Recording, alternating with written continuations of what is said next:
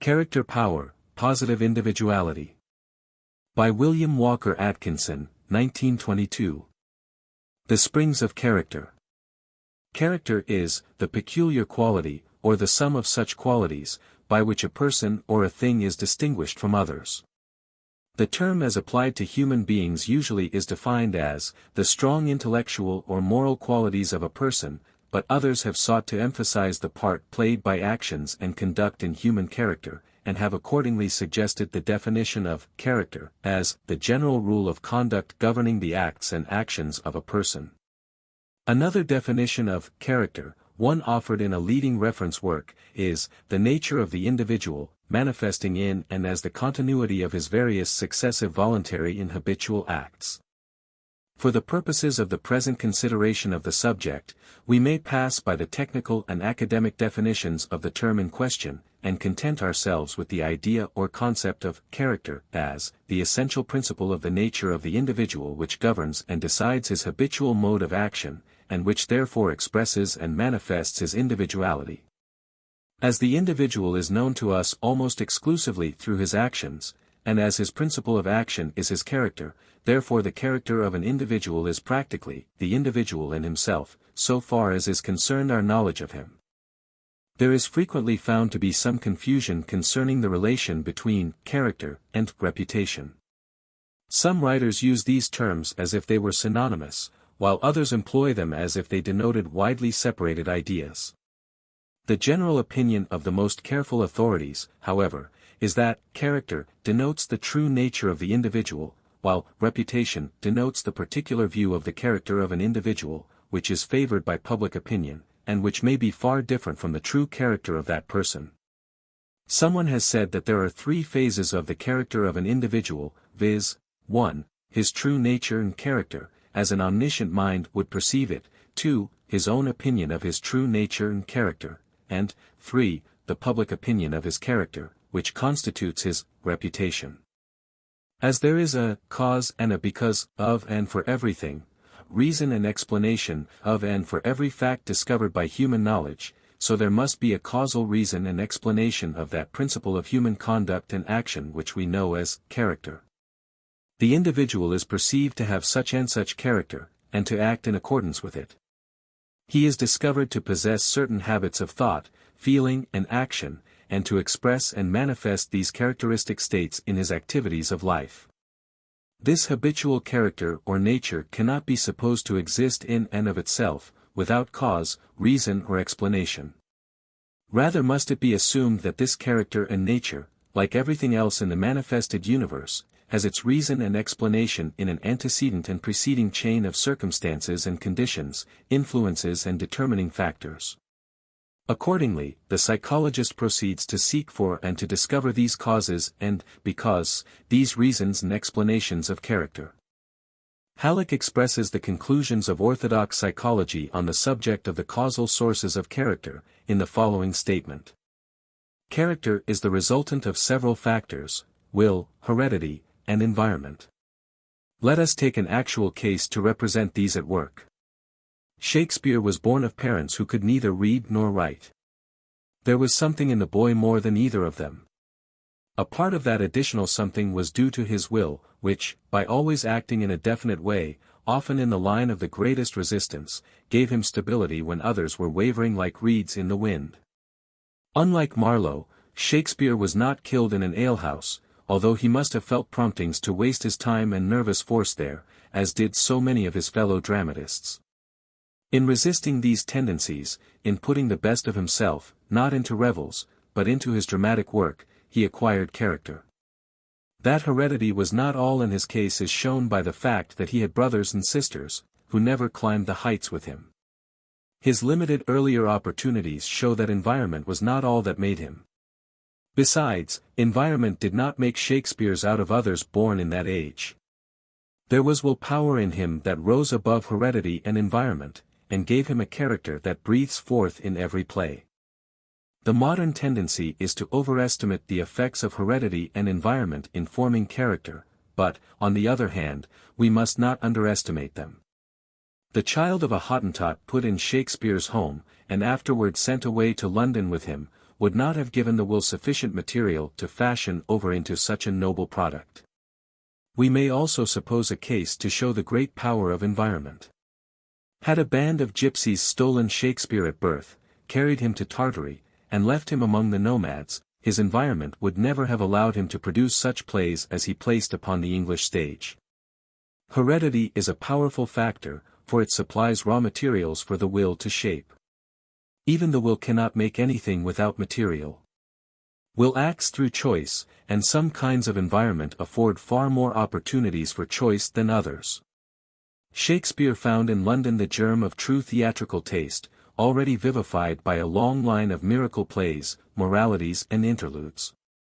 In youth he connected himself with the theatre, and his will responded powerfully to his environment. Some surroundings are rich in suggestion, affording opportunity for choice, while others are poor. The will is absolutely confined to a choice between alternatives. Character, then, is a resultant of willpower, heredity, and environment. A man cannot choose his parents, but he can to a certain extent determine his environment. Shakespeare left Stratford and went to London. He might have chosen to go to some insignificant town where the surroundings would have been uninspiring. In middle life a man's decisions represent his character. He will be swayed by the resultant force of all his preceding choices, in other words, by his character. What has the will to do with character?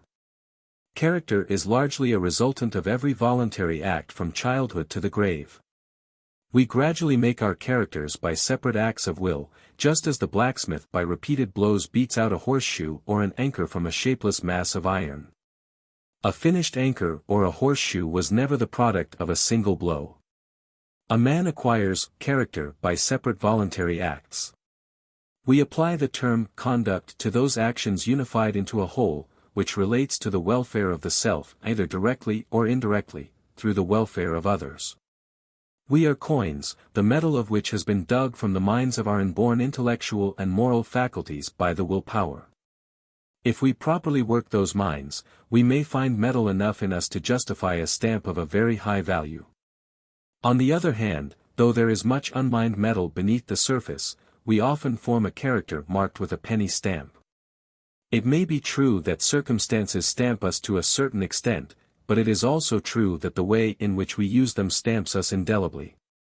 While the above quotation from Professor Halleck gives an exceptionally clear and full view of the representative thought of modern orthodox psychology concerning the springs and sources of character, and is deserving of the most respectful consideration and careful study, nevertheless there is a view of the subject which transcends that of even such able psychological thought, and which enables us to interpret the latter in terms of a higher knowledge.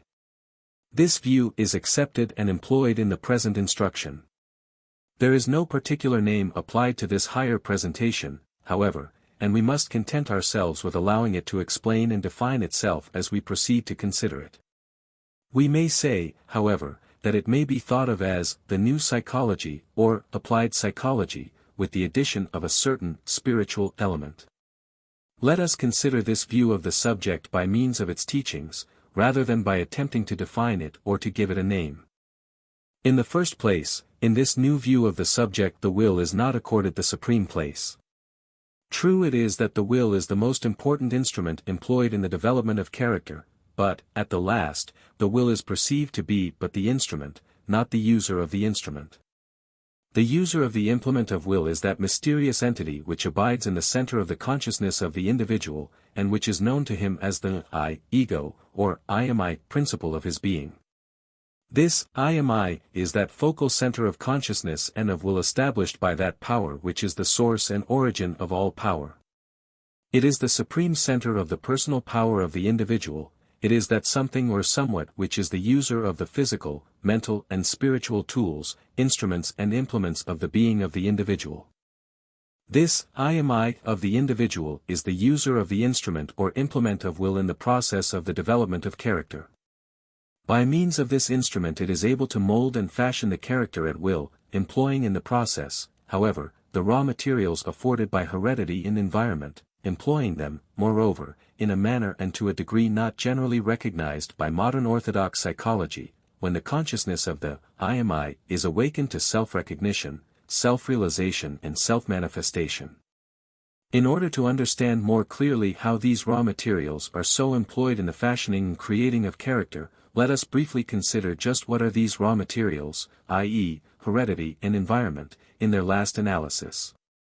The last analysis shows each of these in some ways to be less than we had expected, and yet in other ways more than we had suspected. Each is, moreover, shown to be a most efficient servant of the I am I, yet in itself by no means the master of character. Heredity is usually defined as hereditary transmission of physical or psychical qualities of parents to their offspring.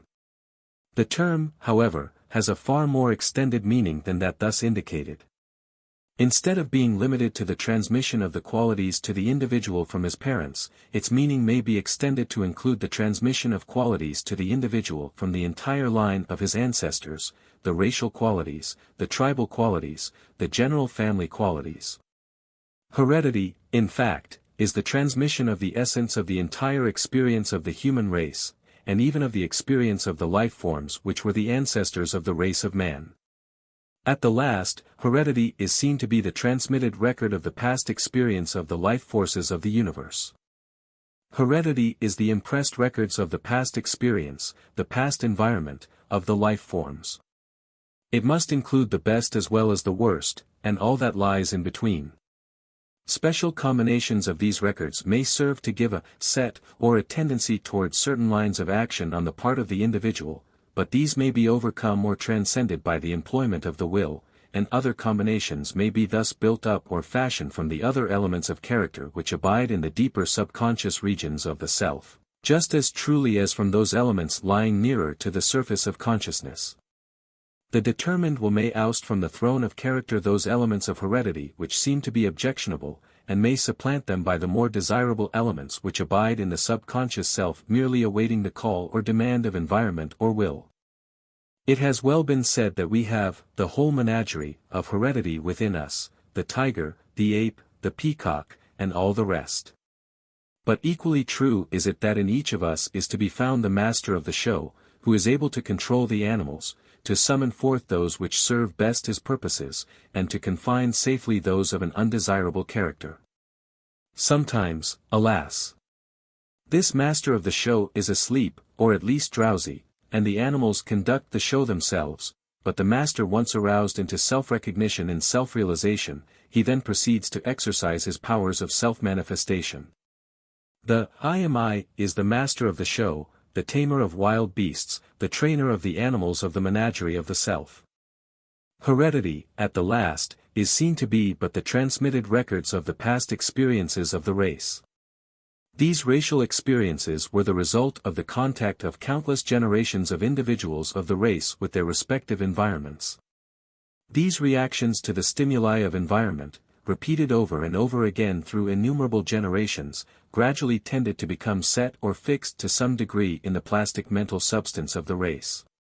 We have instances of this transmission and fixation in the case of the instinct of animals, which results from the gradual fixing and setting in the mind substance of certain habits of action, or rather of the tendency toward those habits. The duck takes naturally to water, the wild goose tends naturally toward migration in winter, by reason of this inherited instinct or acquired habit of action. The water acts as a stimulus to arouse this instinct in the duck, the approach of cold weather arouses it in the wild goose. Heredity, then, is seen to be nothing more than the transmitted germ of the acquired habits of past generations to respond in a certain way to certain phases or conditions of environment. Habit, in the individual, is the acquired tendency to respond in certain ways to certain forms or conditions of environment. So, as you see, heredity is but one phase or form of tendency or habit to respond to the stimuli of environment.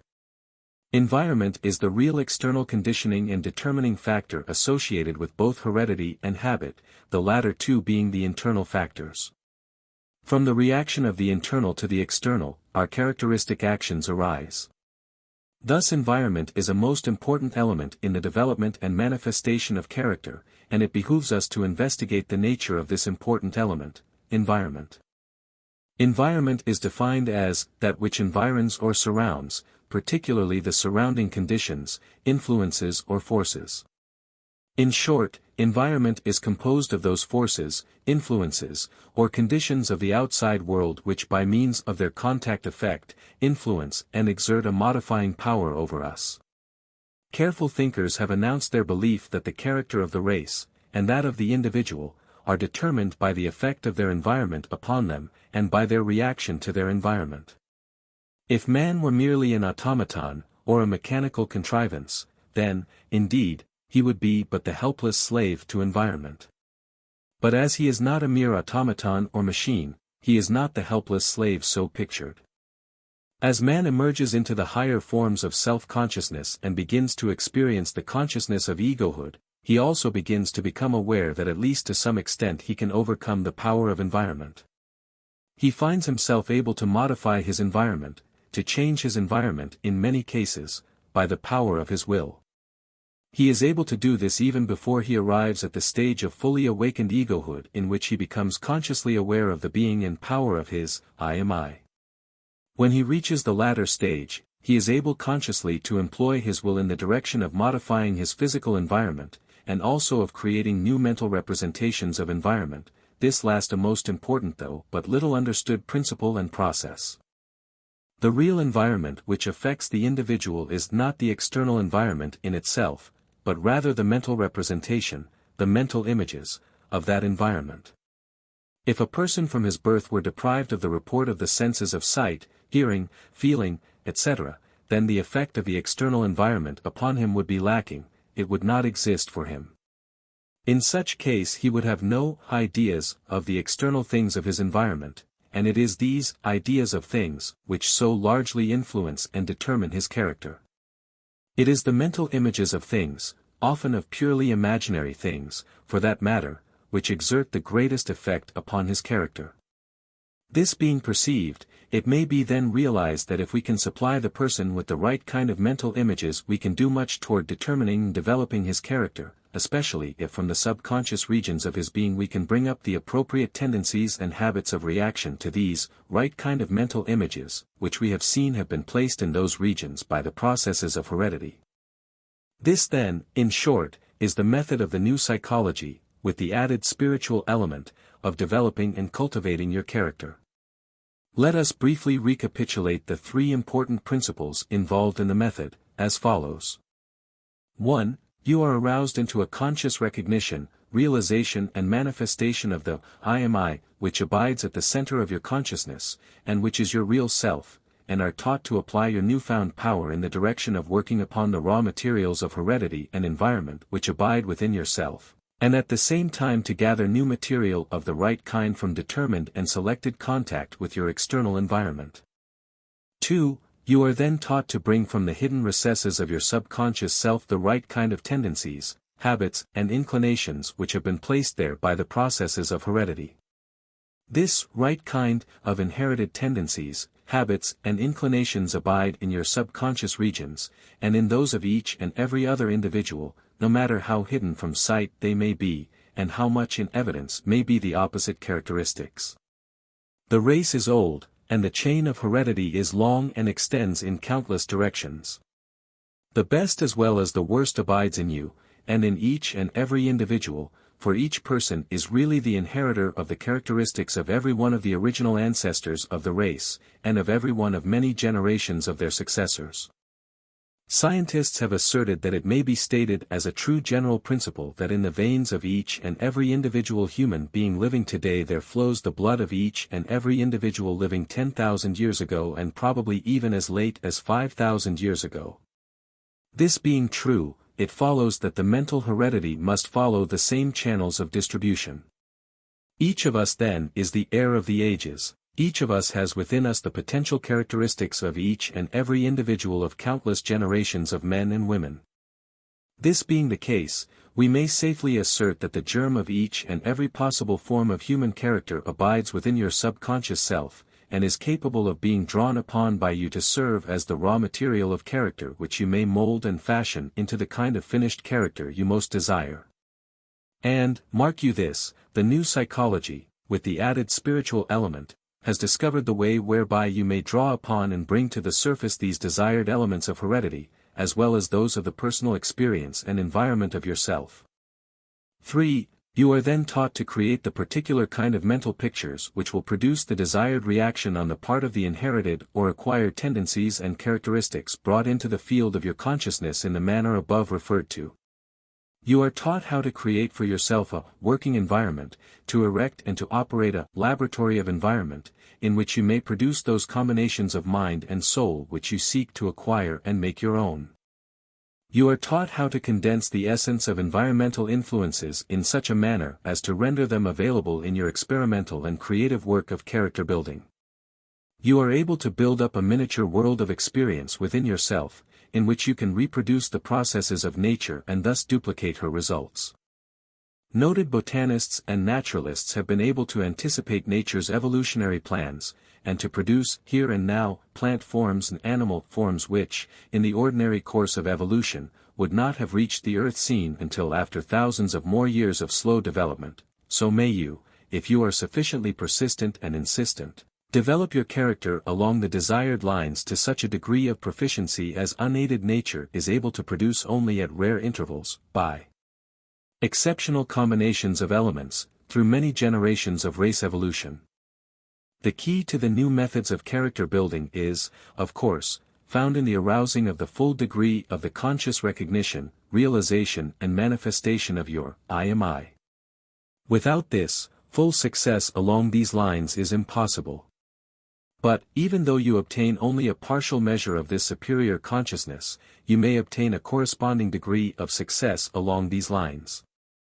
By applying these methods, you, and also practically every individual of average intelligence and will power, will be enabled to secure satisfactory results in some degree at least, and, moreover, by means of the continued and persistent application of these principles and the methods based thereupon, the fuller awakening of the desired consciousness of the real self is encouraged.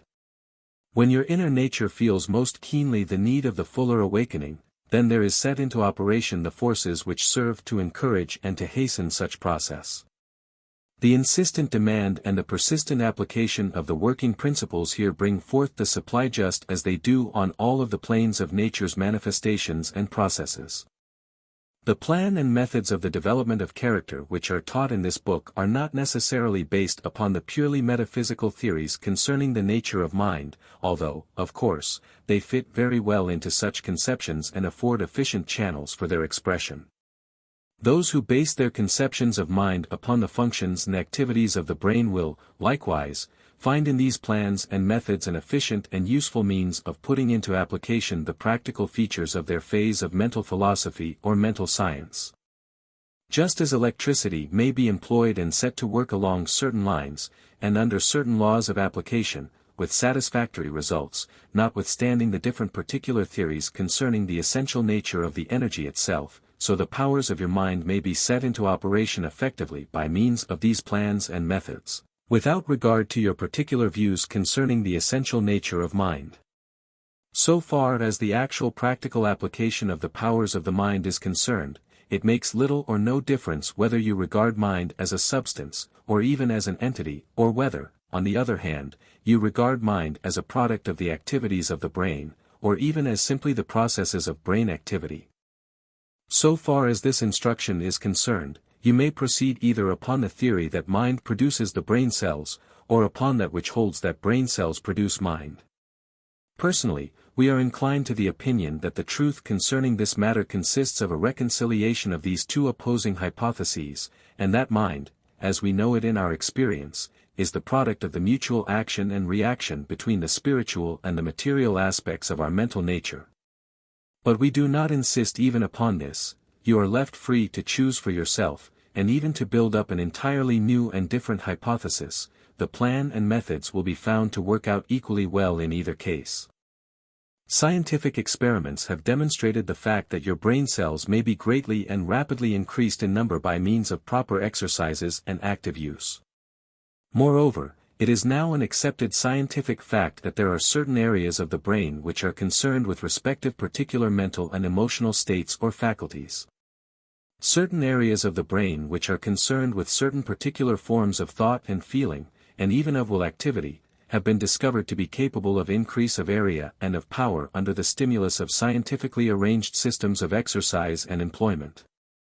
The old-time phrenologists insisted upon this fact, derided as were their theories when first promulgated, and modern psychological experiments have served to corroborate and to verify the general principles of these old teachings, once so ridiculed.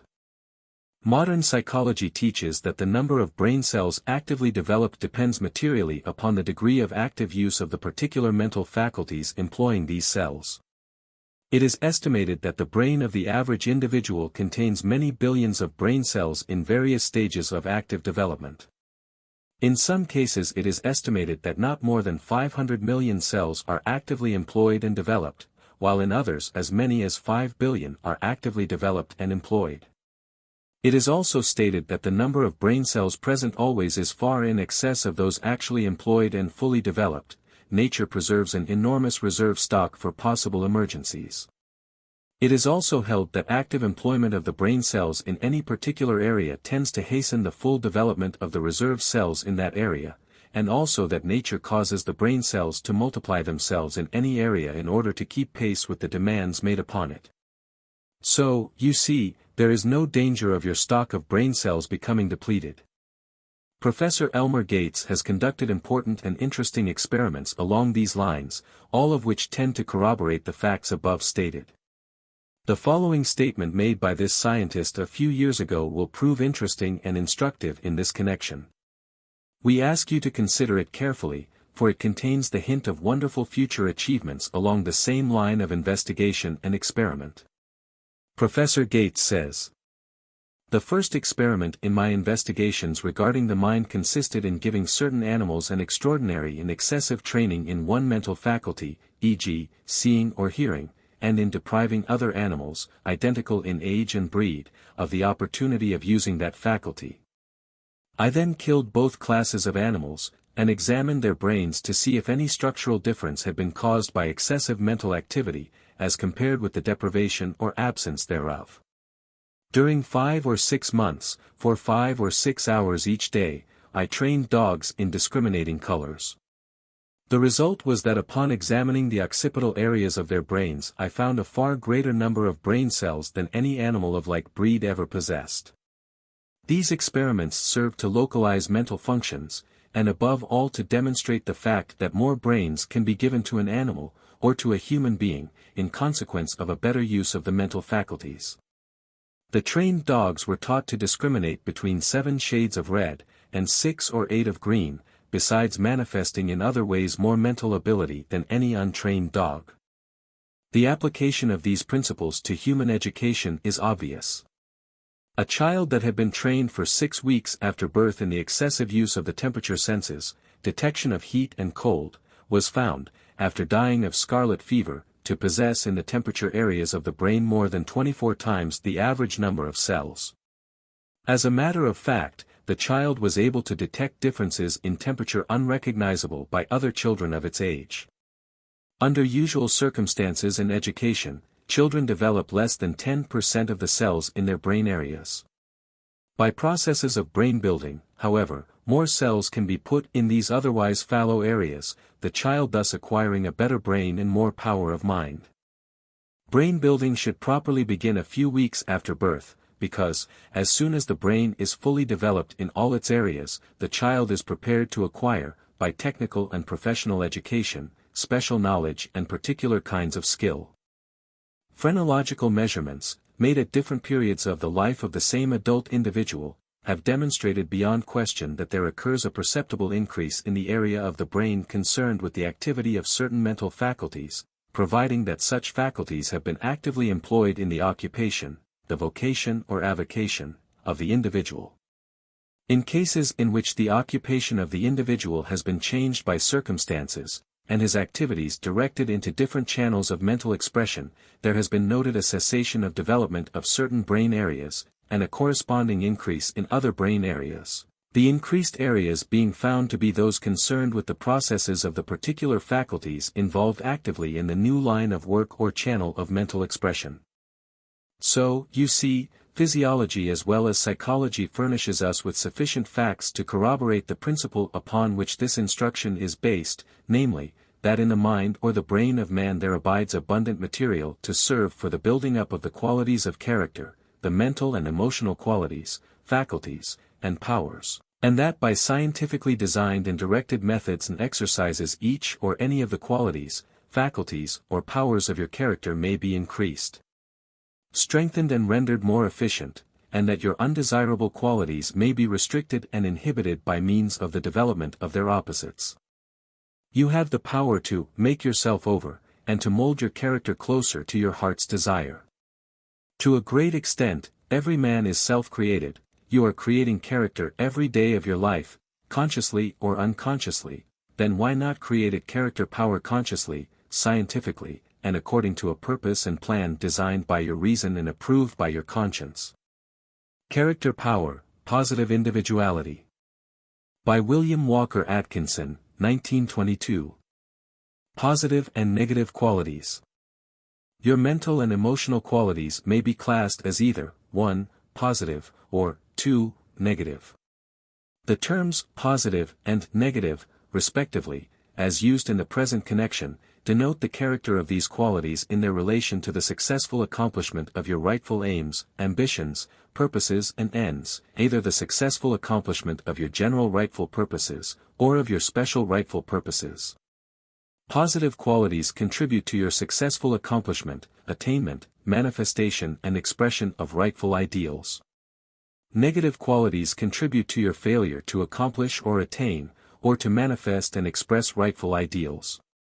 Positive qualities push and pull you forward, negative qualities push or pull you backward. Positive qualities tend to urge you upward and onward, negative qualities tend to drag you downward and backward. Positive qualities are helpful to you, negative qualities are harmful to you. The best statement of the character and nature of positive qualities and negative qualities, respectively, is as follows. Positive qualities make you stronger, better and more efficient. Negative qualities make you weaker, worse and less efficient. The test question to be applied by you to any mental or emotional quality, any feeling, emotion, thought, mental attitude, or course of action, is, will this serve to make me stronger, better and more efficient? The touchstone of positivity. The above-mentioned test question to be applied by you to any mental or emotional quality, any feeling, emotion, thought, mental attitude, or course of action, the question, will this make me stronger, better, and more efficient? Has well been called the touchstone of positivity, for it serves to determine positivity when such exists in a quality of character. A touchstone is a mineral employed to test gold and silver by means of the streak left upon the stone by the metal when the latter is rubbed upon it. When the gold or silver of positivity is applied to this touchstone, the characteristic mark is left upon it and the genuineness of the mental or emotional metal is determined. The baser metals leave no such mark. The spirit of the touchstone of positivity consists of the following standard of excellence. 1. Expressing and manifesting the best possible kind of actions, physical, mental and spiritual. 2. With the greatest possible degree of ability, power and energy. And 3. With the maximum of actual and useful effect proportioned to the actual degree of power, strength or energy expended. The touchstone is the standard representing your summum bonum, or chief good, your chief ends and aims in life. Surely the ideal is a worthy one. When rightly understood and interpreted it is seen to include the essence of that which men of widely differing theories of life agree upon as the rightful aim and end of human effort. In this light, the question, will this make me stronger, better and more efficient, is perceived to be a worthy, consistent, and legitimate test of the value of your mental and emotional qualities of character. The nearer to this standard your character qualities approach in their development and manifestation, the greater is their value to you. To this end you should cultivate and develop your positive elements of character, to this end you should restrict, restrain and inhibit your negative elements of character. The positive norm and the two negations. Every mental or emotional quality or faculty of character has its positive norm, and its two negative extremes.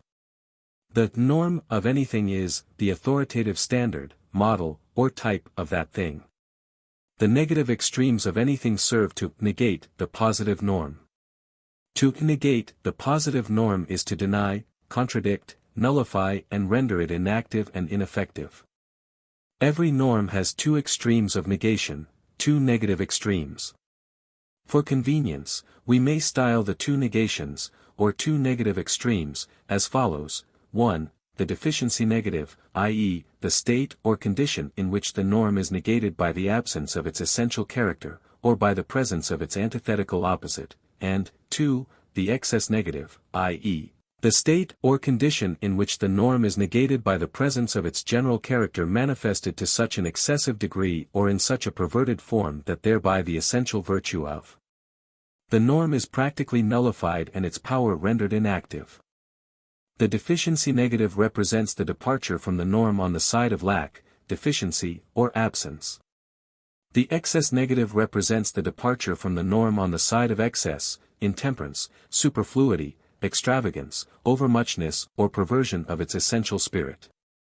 The positive norm is the golden mean. The two negations or negative extremes are the extreme departures from the positive norm, on either side of the latter. Either negative extreme serves to negate the positive norm associated with it. The following illustration drawn from everyday life may help to fix the above idea in your mind. A normal amount of heat is necessary to your physical well-being. That normal amount is a matter of but comparatively few degrees of temperature, a narrow space between fixed limits on the great scale of heat vibrations. It represents your positive norm of heat.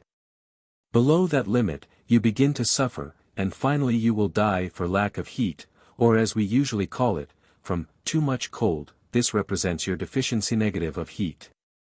Above that limit, or norm, you begin to suffer from excess heat, and finally will die therefrom. This represents your excess negative of heat. Increase the temperature of the earth by a comparatively few degrees, and every living thing on it would perish. Decrease it correspondingly below the normal limit, and every living thing on the earth would perish just as truly as in the event of extreme cold. Application of the ultra-cold liquid air to the surface of the skin will result in the production of a blister similar to that caused by scalding hot water. In their effects and results upon man, lack of heat and excess of heat are both negatives. The not enough is no worse than the too much. The only positive for him is found in the norm, his normal range of temperature. The same rule applies to every phase of character qualities, and to many other things in nature as well. Strive ever to secure and to maintain the golden mean.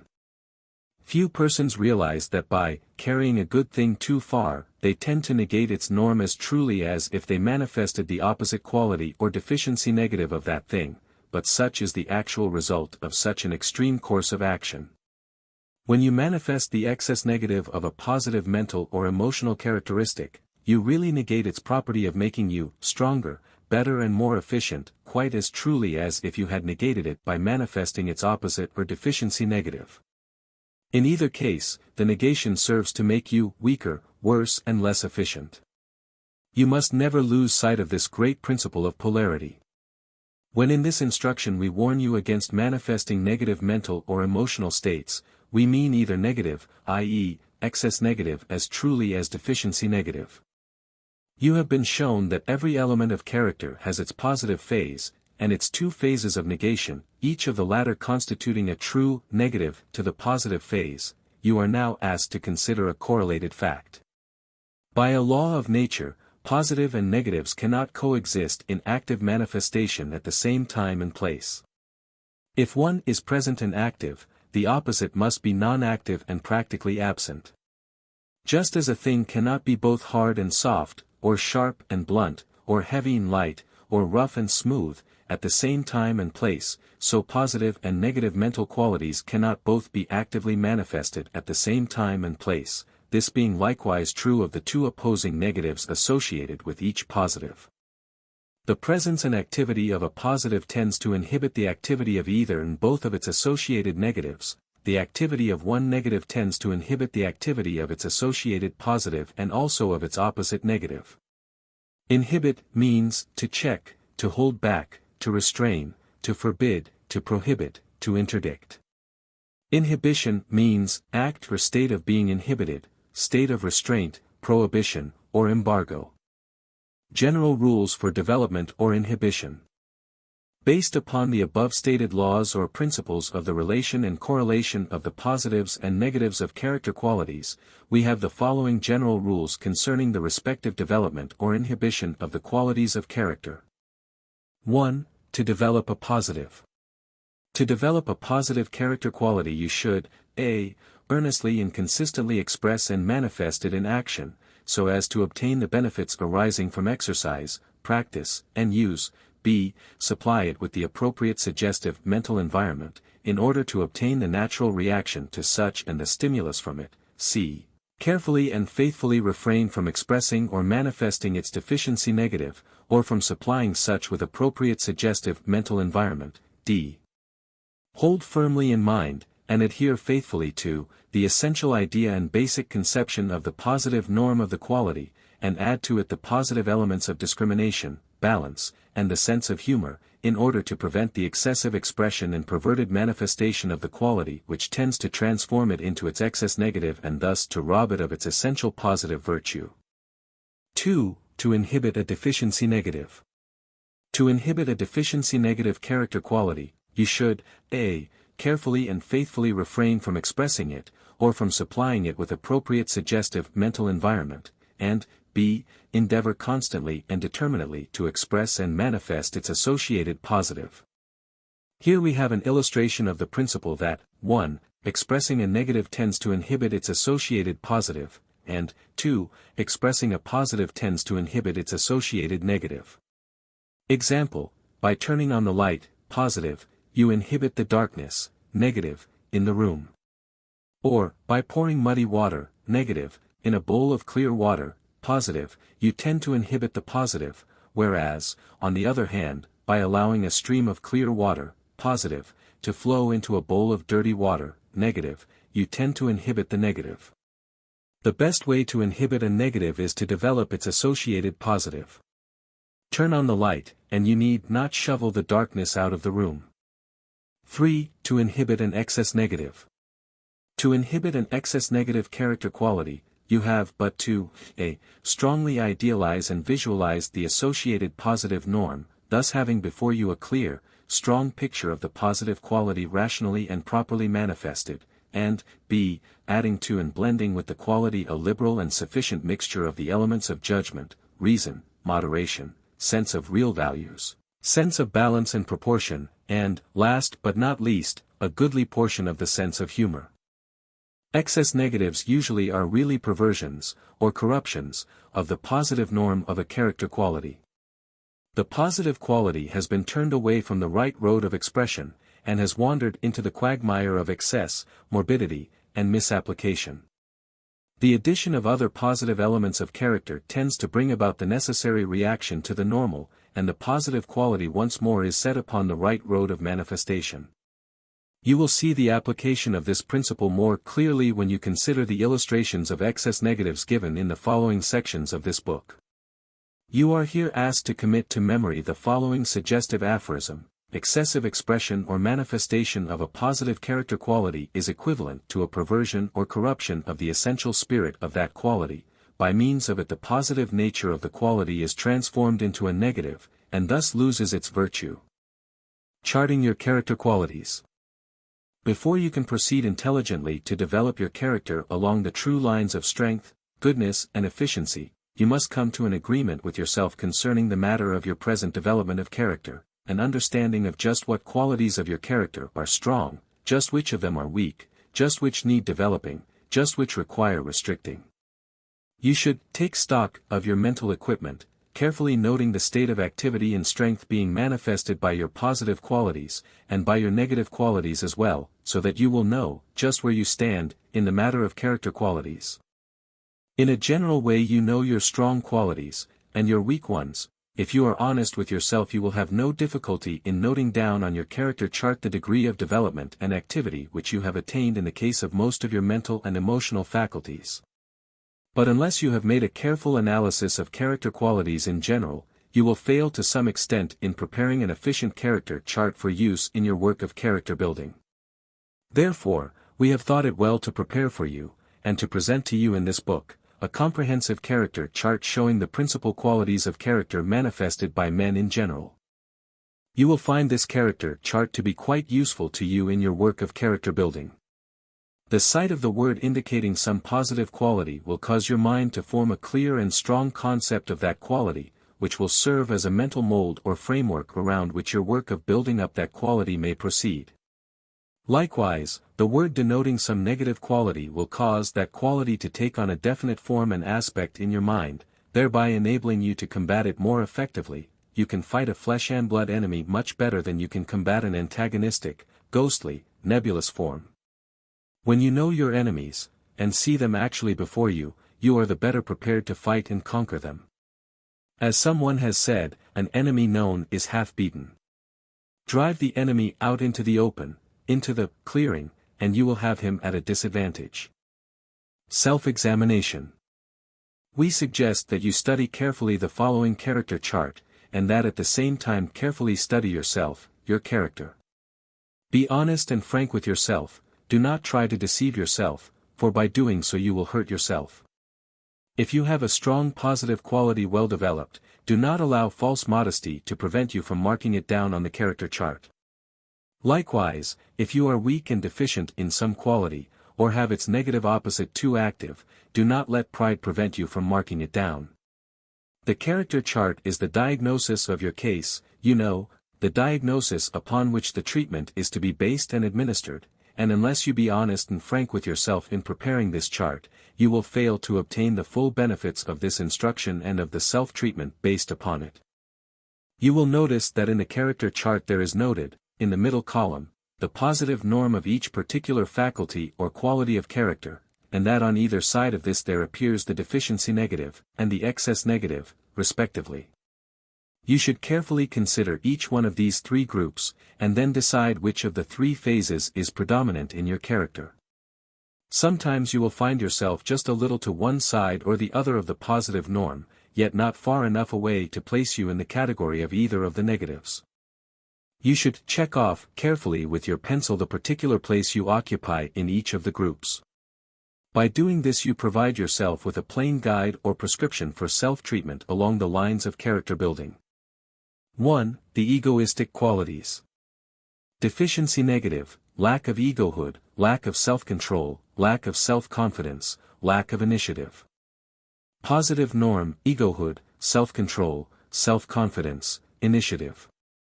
Excess negative, egotism, asceticism, egotistic conceit, egotistic rashness. 2. The intellectual qualities. Deficiency negative, inefficient perception, careless observation, fallacious reasoning, lack of imagination, inefficient memory.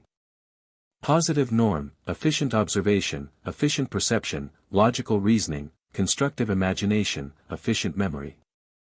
Excess negative, purposeless observation, non-discriminative perception, hair-splitting reasoning, idle fancy, memory of non-essentials. 3. The motive qualities. Positive norm, concentrated attention, persistent determination, stability, industry. Deficiency negative, lack of concentration, lack of persistency, instability, slothfulness. Excess negative, overconcentration, stubborn obstinacy, inertness, slavery to work. 4. The emotive qualities. Deficiency negative, cowardice, lack of spirit, improvidence, hopeless doubt, apathetic lethargy, lack of ambition. Positive norm, courage, balanced temper, provident acquisitiveness, hopeful faith, earnest interest, ambition. Excess negative, recklessness, ill temper, miserly greed, visionary credulity, unbalanced enthusiasm, inordinate ambition. 5. The associated qualities. Deficiency negative. Undue gravity, cheerlessness, tactlessness. Positive norm, humor, cheerfulness, tact. Excess negative, undue levity, strained cheerfulness, insincere suavity. 6. The moral qualities. Deficiency negative, untruthfulness, inequity, lack of sympathy, disloyalty, refusal to serve, temperance, chastity. Positive norm, veracity, equity, kindliness, loyalty, service, intemperance, sexophobia. Excess negative, morbid candor, censoriousness, maudlin sympathy, blind partisanship, servility, austerity, unchastity. 7. The spiritual qualities. Positive norm, spirituality, reverence. Deficiency negative, lack of spirituality, lack of reverence. Excess negative, perverted spirituality, superstitious awe. The above chart of the principal character qualities is not offered as an all-inclusive or complete list or table of each and every character quality noted by observers and known in our own experience. Rather, it is intended merely as a general suggestive list or table of such general qualities. However, it is thought that but few if any typical general character qualities are absent from it. Those qualities not specifically designated in the list or table are believed to be covered by those which are so designated and included, in one or more of the following ways, viz. 1. Where the undesignated quality is included under some other name or term. 2. Where the undesignated quality is treated as a phase, form, aspect or degree of some one of the designated qualities. 3. Where the undesignated quality is a composite attribute, its elements being represented in the list or table of the designated qualities. In all such case, however, we believe that you will find the missing character quality present in spirit and meaning, if not in name and form. The numerous character qualities designated in the character chart are considered in detail in the several succeeding sections of this book. We advise you to study carefully this detailed analysis of the several qualities, so that you may understand each one fully, and that you submit yourself to an honest, vigorous, and exhaustive self-examination concerning the form and degree in which each respective quality is now being manifested and expressed by you. Remember the old adage, man, know thyself. Character Power, Positive Individuality. By William Walker Atkinson, 1922. The Egoistic Qualities. The first of the several classes of the character qualities is that known as the egoistic qualities. The several particular qualities composing that class are as follows. 1. The egoistic qualities. Deficiency negative, lack of egohood, lack of self-control, lack of self-confidence, lack of initiative. Positive norm, egohood, self-control, self-confidence, initiative. Excess negative, egotism, asceticism, egotistic, conceit, egotistic, rashness. You are now asked to consider each of the above stated several particular character qualities composing the class of the egoistic qualities.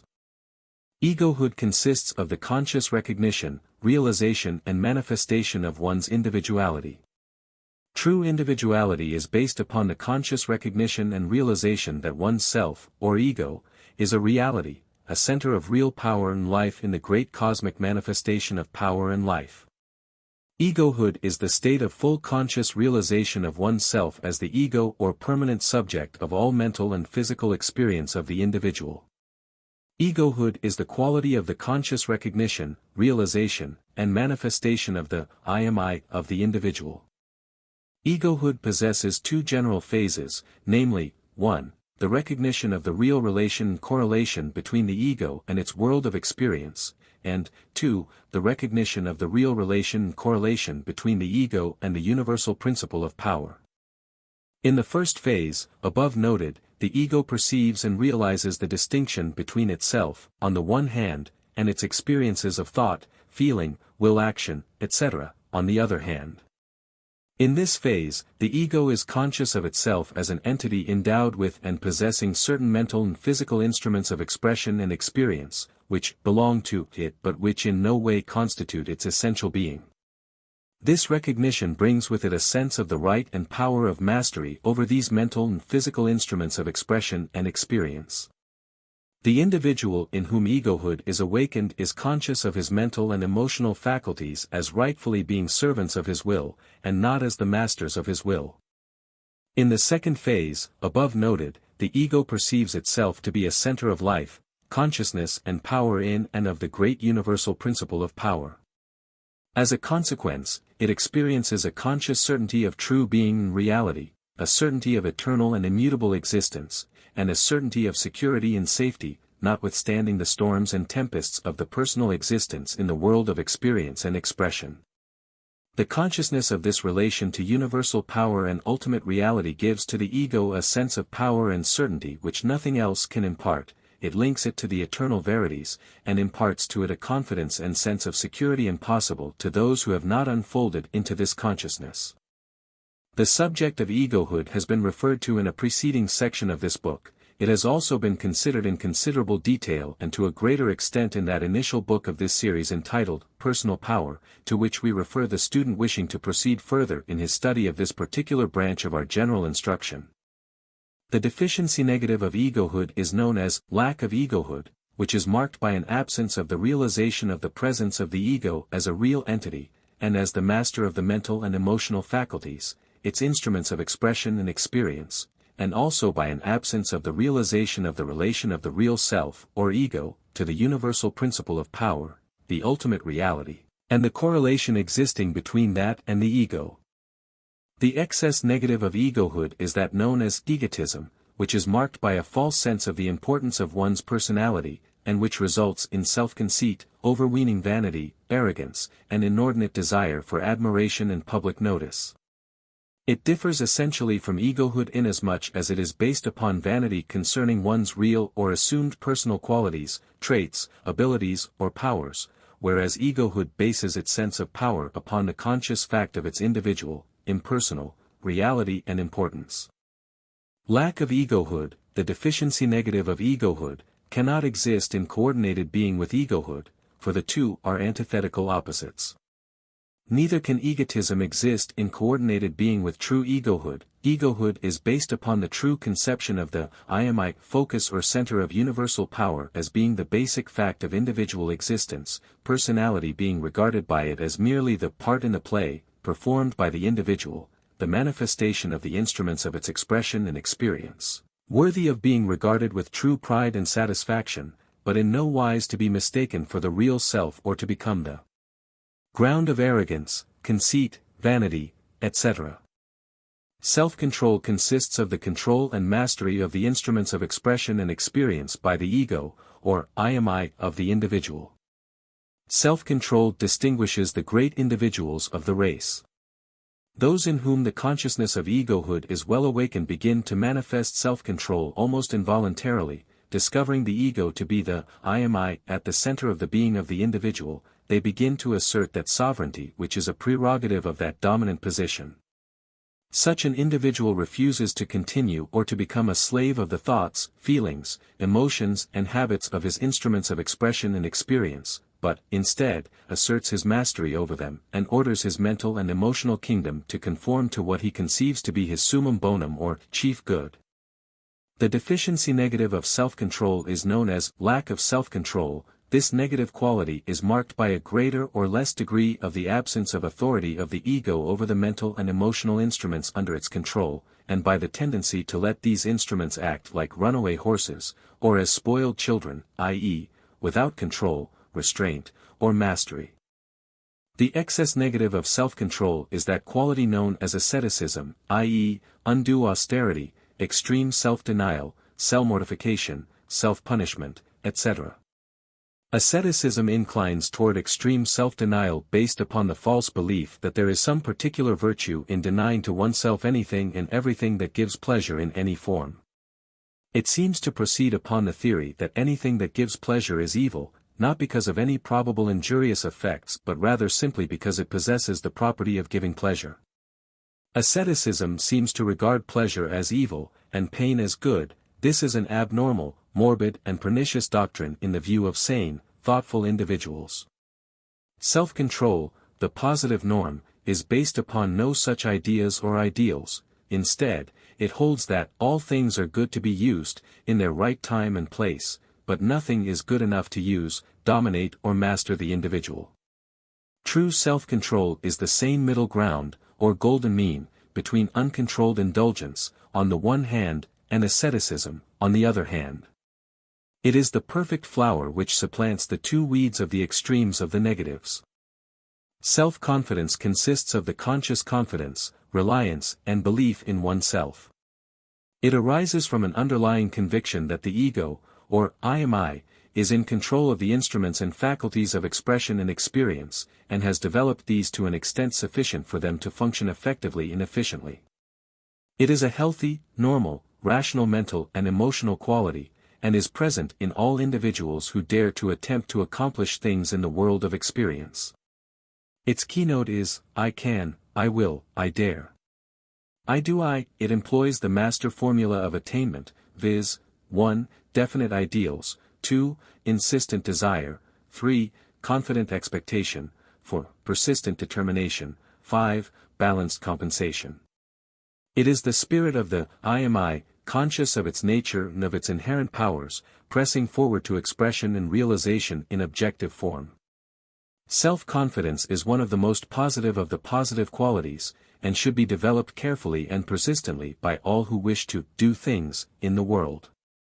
The deficiency negative of self-confidence is known as lack of self-confidence, and is marked by the absence of all the essential qualities which characterize the positive norm of self-confidence. It is the quality so prominent in the I can't, and I'm afraid to try individuals. It paralyzes all human effort and endeavor. Many persons having many other positive qualities well developed fail to demonstrate and manifest them effectively because they lack self-confidence. Self-confidence is an important element of character, the absence of which prevents the expression and manifestation of many of the other positive qualities. The excess negative of self-confidence is that known as egotistic conceit, which is composed of vain conceit, false assurance, and an overweening arrogant cocksureness. Self-confidence is based upon one's belief in the development of his own faculties, his control and efficient direction thereof, and his innate and inherent powers. Egotistic conceit, on the other hand, is based upon the vain feeling that one's talents, capacity, personal qualities, and attractions are of a superior order, simply because they happen to be his own, a part of his own egotistical personal self, rather than because of their actual degree of development, direction and control. Egotistic conceit is a grotesque caricature of true self-confidence, and really is a negative of the latter. Initiative consists of the institution of one's action by himself, instead of by the orders or directions of others. To initiate is to introduce, to make a beginning, to set a foot, to originate, to commence, to begin or enter upon. Persons possessed of initiative are able to do things without being told, a valuable faculty when rightly applied. Persons in whom this faculty is well developed are able to act without special orders when confronted by conditions concerning which they have received no directions. They are able to act upon their own, when necessity arises. They are self-starters. They find themselves inspired by self-confidence, and filled by a sense of their own ability to act intelligently and effectively on their own account, without being specially ordered or directed by those in authority over them. Men with initiative of this kind are eagerly sought in all lines of human endeavor. They are comparatively scarce, many are called for, but few are chosen. These men are the generals and other commanding officers of the army of everyday life and work. The man of initiative, these self-starters, however, are not uninfluenced by the opinions and views of others, though they may seem to be so. Instead, they carefully consider and weigh the views and opinions of others as well as their own, and then come to a decision and form a judgment. Then they act on their own responsibility, without requiring orders or commands from these others. They acquaint themselves with the pros and cons of the subject of their actions, and thus are able to decide intelligently and to act upon that decision. They are not egotistical in their judgments, but are quite willing to adopt an opinion or idea of another if it seems to fit in with the general purpose and end, but they are self-starters, and do not require others to initiate their actions, or to command their steps for them. The deficiency negative of initiative is known as lack of initiative, which is marked by an absence of all of the characteristics of initiative. Those who lack initiative are unable or unwilling to undertake any enterprise or course of action on their own account. They may be excellent servants and obeyers of orders, but they cannot act without being told to do the thing, how and when to do it, and when to stop doing it. They seem to lack the power of self-starting, and that of self-direction. They need always to be told their office in life is to be led, or driven, the best that can be expected of them is that they will obey orders faithfully, and this is much, in many cases. The excess negative of initiative is known as egotistic rashness, which is marked by a disposition to act not only without orders or direction, but also without due consideration, forethought and judgment. Those of this type seem to think that every plan of action or conduct which occurs to them is good simply because they, themselves, happen to think of it. They are inclined to undervalue the opinions and experience of others, simply because they are those of the others, instead of their own. Vanity, vain conceit and personal false pride take the place of judgment, open-mindedness, careful consideration, accompanied by self-confidence. Such persons are the fools who rush in where angels fear to tread. They lack balance, sense of true proportion, and that true individuality which transcends mere personality. This negative quality is a counterfeit of true initiative. It is the donkey wearing the lion's skin, the peacock wearing the feathers of the eagle, the ape wearing the garb of the man. Egohood is based upon true individuality, egotism is based upon self-exalted personality. Egohood is posited upon the consciousness of true being, its expression is, I am I, in that sense of the term which indicates its fundamental reality, and verity as a focal center of consciousness and power in the universal principle of power, and as a center of activity in one's mental and emotional kingdom. Egotism is posited in the limited consciousness of personality, the consciousness of oneself as, John Smith, instead of, I am I, it regards its temporary, passing, changeable and variable aggregate of mental and emotional states as being its true nature, instead of things, belonging to, the, I am I. Egohood has true pride based upon its essential, constant and fundamental nature, egotism has false pride based upon its superficial, inconstant, and non-essential nature. An understanding of the above-stated distinction between egohood and egotism will explain the difference between the counterfeit and the real in the list of the qualities above considered. The positive norm in each case will be found to rest upon the consciousness of true egohood, whereas in each case the excess negative will be found to rest upon the consciousness of false selfhood or egotism. The remedy is apparent: develop true individuality and egohood, and thus dispel the shadowy presence of egoism or false selfhood. Remember the rule: develop the positives, and thus weaken and inhibit the negatives. Character Power, Positive Individuality. By William Walker Atkinson, 1922. The Intellectual Qualities. The second of the several classes of the character qualities is that known as the intellectual qualities. The several general qualities composing that class are as follows. 2. The intellectual qualities. Deficiency negative, careless observation, inefficient perception, fallacious reasoning, lack of imagination, inefficient memory. Positive norm, efficient observation, efficient perception, logical reasoning, constructive imagination, efficient memory. Excess negative, purposeless observation, non-discriminative perception, hair-splitting reasoning, idle fancy, memory of non-essentials. You are now asked to consider each of the above-stated character qualities composing the class of the intellectual qualities. Efficient observation consists of the efficient, purposive observation of the objects, subjects, and events of one's experience. Observation means the act or faculty of taking notice, observing, noting with care, discovering. Observation depends upon the degree of attention and interest inspiring the act. Observation constitutes a most important factor in efficient thinking and reasoning. It supplies the raw material of thought. Likewise, it is the efficient basis of creative imagination, invention and designing, and upon its foundation the structure of memory is built. Our memory records and our images of reproductive imagination are but variants of observed things and facts.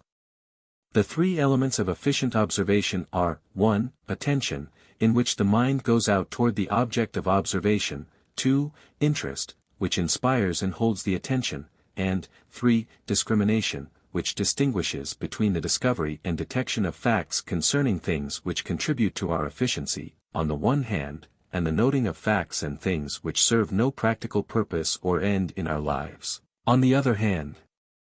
The excess negative of efficient observation is known as careless observation, in which are lacking all the elements of the positive quality. The majority of persons are deficient in observation, hence their lack of material for efficient thought, creative and constructive imagination, and effective memory. The excess negative of efficient observation is known as purposeless observation, in which the attention is devoted to every passing object of experience, without rational discrimination based upon efficient use, purpose or definite end. It stores the mind with a lot of junk, instead of with useful material.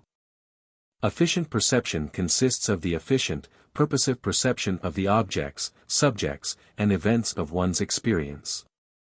Perception is the faculty, or act, of consciousness whereby it apprehends, comprehends, or takes cognizance of the reports of the senses reaching it in the form of sensation. Perception is the assimilation of the material supplied by observation. In observation, you note the things and facts of your experience. In perception, you identify those facts or things according to their nature and character, and thus know them for what they are. Perception furnishes the units of thought, reasoning, judgment and constructive imagination. It supplies the building blocks from which the structures of efficient reasoning and invention are to be built. Percepts constitute the simple ideas from which are built and constituted our concepts, general ideas, logical classes and other higher elements of thought. The deficiency negative of efficient perception is known as inefficient perception, in which are lacking all the elements of the positive quality. The great masses of persons lack the faculty of efficient perception, and thus are without the materials of efficient thought, reasoning, invention, constructive imagination, etc. The excess negative of efficient perception is known as non-discriminative perception, which is characterized by the frittering away of perceptive power on objects, facts and events which are non-essential to our efficient thought, reasoning and constructive imagination, and which fill the mind with a mass of worthless material serving no useful or practical purpose. Perceptive power without discrimination is practically useless, and serves to choke and clog the true perceptive areas of the mind.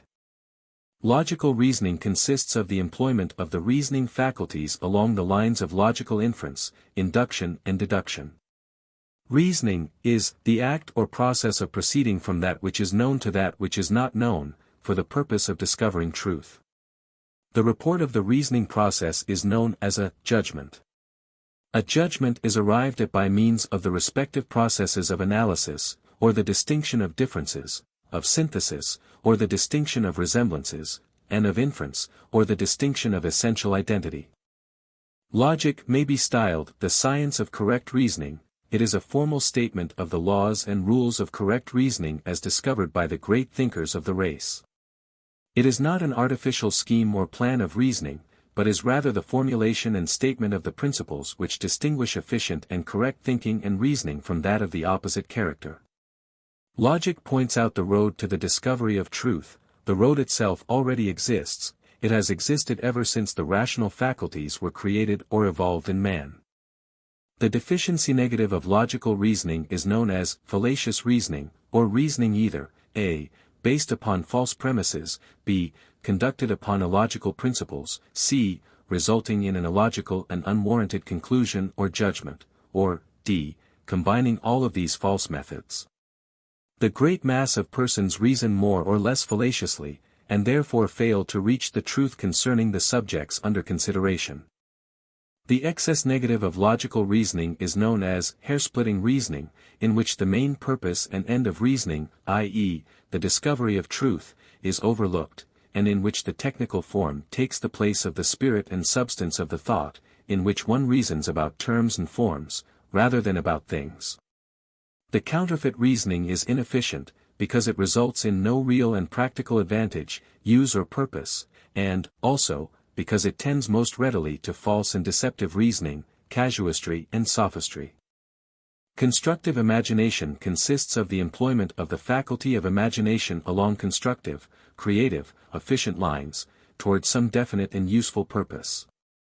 Imagination, in its true sense, is the power of the mind to create mental images of objects of sense previously perceived, or the power to reconstruct or recombine the materials furnished by experience or memory, and to employ these for the accomplishment of some useful and practical purpose.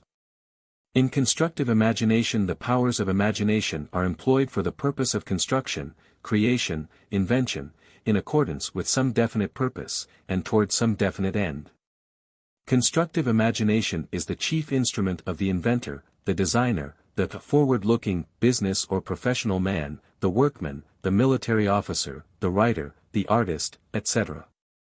It is one of the most important and useful of the mental faculties, and is truly a positive quality, inasmuch as it tends to make you stronger, better, and more efficient. The deficiency negative of constructive imagination is known as lack of imagination, in which the powers of imagination are not actively employed and applied, or in which they remain in an undeveloped state. The person lacking in imagination is under a serious handicap, and will not be likely to move forward in life, for he cannot see ahead, plan, design, invent, or construct. The excess negative of constructive imagination is known as idle fancy, in which the powers of imagination, perhaps highly developed and active, are dissipated by reason of indulgence in idle fancy, daydreaming, building castles in Spain, purposeless reverie, etc., having no relation to practical life, and being directed to no definite end. This phase of imagination is typically negative, inasmuch as it tends to make you weaker, worse, and less efficient according to the standard of positive efficiency as set forth in this instruction. Efficient memory consists of the efficient, purposive employment of the faculty of memory, the direction of the powers of memory to some definite, useful purpose and end, according to the true principles and methods governing the employment of the processes of memory. The importance of an efficient memory need not be urged here, it is too well known to require argument. The usable knowledge of the individual is stored away in his memory, subject to efficient recollection, remembrance, and recognition. Memory is to the mind what the reproducing instrument is to the phonograph. In either case, that which is recorded and stored away is practically useless if it cannot be reproduced. An efficient memory is truly positive, inasmuch as it tends to make you stronger, better, and more efficient, in a marked degree. It meets without qualification the test of the touchstone of positivity. The deficiency negative of efficient memory is known as inefficient memory, which is marked by an absence of practically all of the characteristics distinguishing the positive quality. An inefficient memory is a most serious handicap to the individual, and is truly a negative quality, for it truly renders the individual weaker, worse, and less efficient, in every way. The excess negative of efficient memory is known as memory of non-essentials, which is marked by an undue attention to and an unnecessary remembrance of the non-essential, trivial, useless, unimportant details and incidents of everyday experience. This kind of memory is frequently found in persons of undeveloped intellect, young children, savages, and also among the impractical, inefficient persons who abound on all sides. Such persons will be found to lack concentration and trained attention, and to have interest only in the trivialities of life. Character Power, Positive Individuality. By William Walker Atkinson, 1922. The Motive Qualities. The third of the several classes of character qualities is that known as the motive qualities. The term motive means that which moves or incites to action. The several general qualities composing that class are as follows. 3. The motive qualities. Deficiency negative, lack of concentration, lack of persistency, instability, slothfulness. Positive norm, concentrated attention, persistent determination, stability, industry. Excess negative, overconcentration, stubborn obstinacy, inertness, slavery to work. You are now asked to consider each of the above stated qualities composing the class of the motive qualities. Concentrated attention consists of the deliberate voluntary concentration or focusing of the attention upon the subject or object under consideration.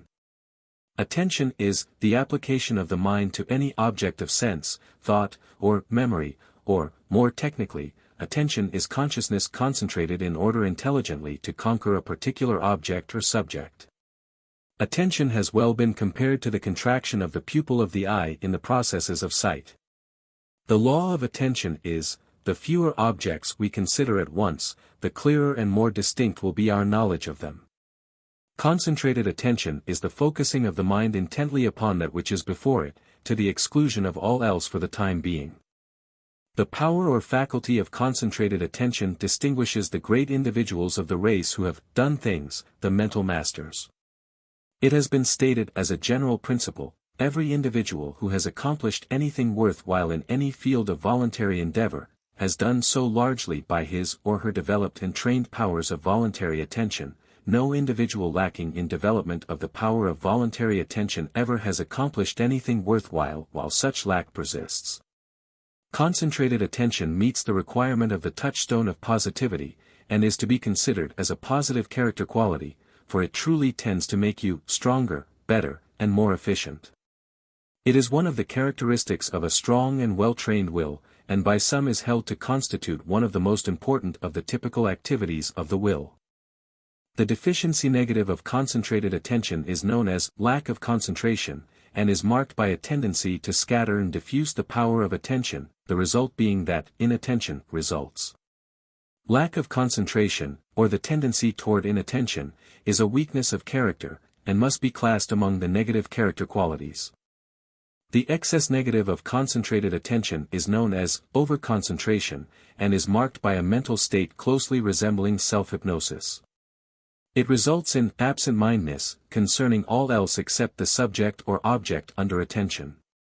Moreover, instead of resulting in increased power and clearness of thought, it really produces the opposite, this because the mind is practically put asleep by reason of the tiring of the attention. Beware of inducing self-hypnosis by an abnormal and undue forcing of the powers of attention. Keep in the middle of the road. Persistent determination consists of the persistent, persevering, tenacious application of the powers of the will, the firm, steadfast, steady, fixed, resolute, constant determination to carry out that which has been undertaken. This quality of character is found in the strong men and women of the race who have surmounted obstacles of environment. It is one of the characteristic marks of such individuals. It causes one to be sure you're right, then go ahead, to stand by one's purposes, to hold on even when things look the darkest, to refuse to surrender to adverse circumstances. It is one of the elements of the master formula of attainment. It is one of the most positive of the positive character qualities, and should be carefully and determinately developed. The deficiency negative of persistent determination is known as lack of persistency, or irresolution, and is marked by an absence of the characteristics of the positive quality. It is a negative, weakening, destructive mental trait, and should be overcome. The excess negative of persistent determination is known as stubborn obstinacy, which is really a perversion of the positive quality. It consists of a stubborn, mulish obstinacy which refuses to move away from a given spot. Those manifesting it often regard it as doggedness or firmness, whereas it is rather a willful, unreasonable mulishness and obstinacy, unwilling to move or to be moved even when every reason dictates the move. It is not will but willfulness which inspires this mental state. It may be cured by mixing reason and other positive qualities into the elements of persistency and determination which, without the mixture, have reached the degree of perversion. Stability consists of the mental state of steadiness, steadfastness, fixedness, durability, firmness of position and foundation. Those in whom it is well developed are marked by a thoroughness, a continuity of purpose and of action, a general, stick-to-itiveness. They are to be depended upon, and are regarded as reliable and to be counted upon with confidence and certainty. They are always there, and are always known to be on the job. Persons in whom this quality is well developed are the solid individuals in any walk of life. The quality, in its norm, is decidedly a positive quality, for it tends to make you stronger, better, and more efficient. It should be cultivated and developed. The deficiency negative of stability is known as instability, which is marked by fickleness, inconstancy of purpose and action, waywardness, excessive desire for and habit of change, restlessness. Those in whom it is marked are known for their weathercock nature, their tendency to change at each shift of the breeze of circumstance, their fickleness, their irresolution, their inconstancy, their general lack of dependability. The quality has every mark of negativity, and should be inhibited. The excess negative of stability is known as inertness, i.e., tendency to remain inert, sluggish, passive, and indisposed to activity or movement. Persons of this type tend easily to get in a rut, to get set in their ways, and to become fossilized. They are incapable of change, even when the change is required and is approved of by reason. This quality is a grotesque caricature of true stability. It is really a perversion rather than an excess. Industry consists of the active and energetic manifestation of diligence, perseverance, assiduity, and interest in useful employment in work. This quality consists not merely of the outer manifestation of work, but also of the inner inclination and desire to work, to accomplish, to execute, to do things. The successful man in any walk of life is industrious, whatever else he may be. He finds a joy in his work, because it is his channel of expression and manifestation. He realizes to the full the truth of the adage, "Blessed is he who hath found his work." He delights in tearing down in order to reconstruct, in building up, in doing, in executing, in accomplishing. Industry is a positive quality, for it makes you stronger, better, and more efficient. The deficiency negative of industry is known as slothfulness, which is marked by disinclination to action, sluggishness, laziness, idleness, indolence, etc. This quality is so manifestly negative that no further comment concerning it is needed.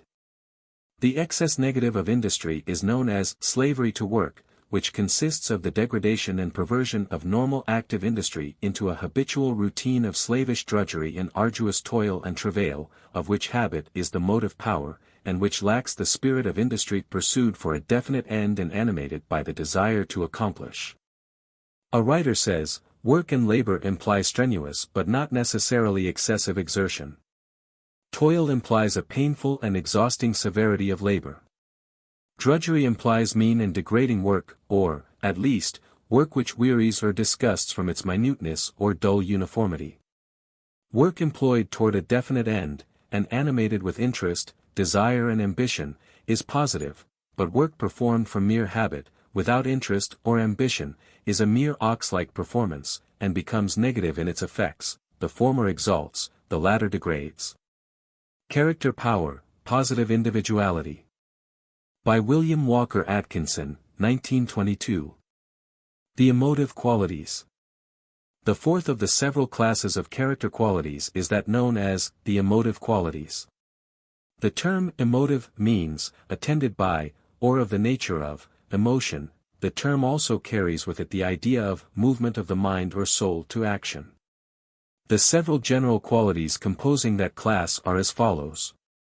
4. The emotive qualities. Deficiency negative, cowardice, lack of spirit, improvidence, hopeless doubt, apathetic, lethargy, lack of ambition. Positive norm, courage, balanced temper, provident acquisitiveness, hopeful faith, earnest interest, ambition. Excess negative recklessness, ill temper, miserly greed, visionary credulity, unbalanced enthusiasm, inordinate ambition.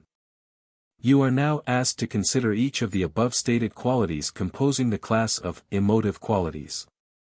Courage consists of those qualities of the mind which enable one to encounter danger and difficulties with firmness, without or despite fear. Those qualities may be summed up as heroism, bravery, intrepidity, valor, gallantry, daring, firmness, hardihood, stoutness of heart, boldness, dauntlessness, resolution, etc. It is a most positive quality, when manifested in its normal degree and form. The old adage asserts that, faint heart never won fair lady, and we may add, nor anything else worth acquiring. That courage makes one stronger, better, and more efficient, and therefore is a positive quality, requires no argument, for all human experience proves it. The successful individual must have courage to encounter dangers and difficulties, fortitude to endure physical and mental pain and distress, resolution to maintain his ground and to sustain his will not to recede, valor to lead and conduct his enterprises to a successful termination. Courage is that bold, resistant, defiant, self-protective spirit which marks the men and women who do things and who arrive. The deficiency negative of courage is known as cowardice, which consists of want of courage to face danger or difficulties, extreme timidity, pusillanimity, lack of spirit, proceeding from or expressing base fear. Cowardice is the quality of the timid, fearful, chicken-hearted, white-livered, pusillanimous, recreant, craven soul. It is one of the most negative of the negative character qualities, and always tends to make one weaker, worse, and less efficient. Its germ or essence is found to consist of the surrender to base fear, a craven dread and apprehension, accompanied by a lack of spirit to meet and combat that of which one is afraid. One may experience fear, and still possess courage to confront and combat it, but the coward not only experiences the fear, but also lacks the spirit to meet it and to give it battle. Some of the most courageous men freely admit that they experience fear, but they go forth to give it battle, instead of seeking to run away from it. The truest courage is of that which proceeds to the battle despite fear, in defiance of fear. Fear is the most depressing of all the emotional states. It has been called the mother of negative emotions. Its brood is a large one, including not only cowardice, but also worry, jealousy and other elements of the black side of emotional experience. The Buddhists call it the freezing emotion, and treat it as equal in undesirable rank with anger, or the burning up emotion.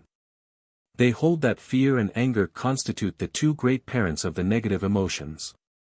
Fear and anger are the two great emotional unbalancers, fear being the depressing unbalancer, anger being the maddening unbalancer. Fear freezes the soul, anger burns up. Fear paralyzes the will, anger sets it crazy.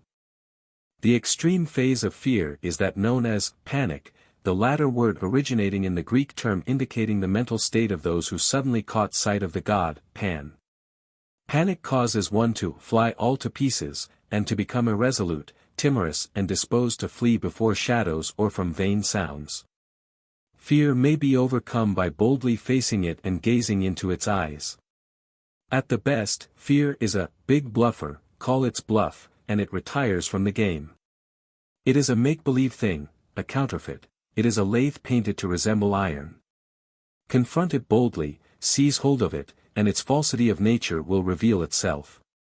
Confront it with will and determination, and it will retreat from the scene, though uttering fierce cries intended to terrify you who have conquered it.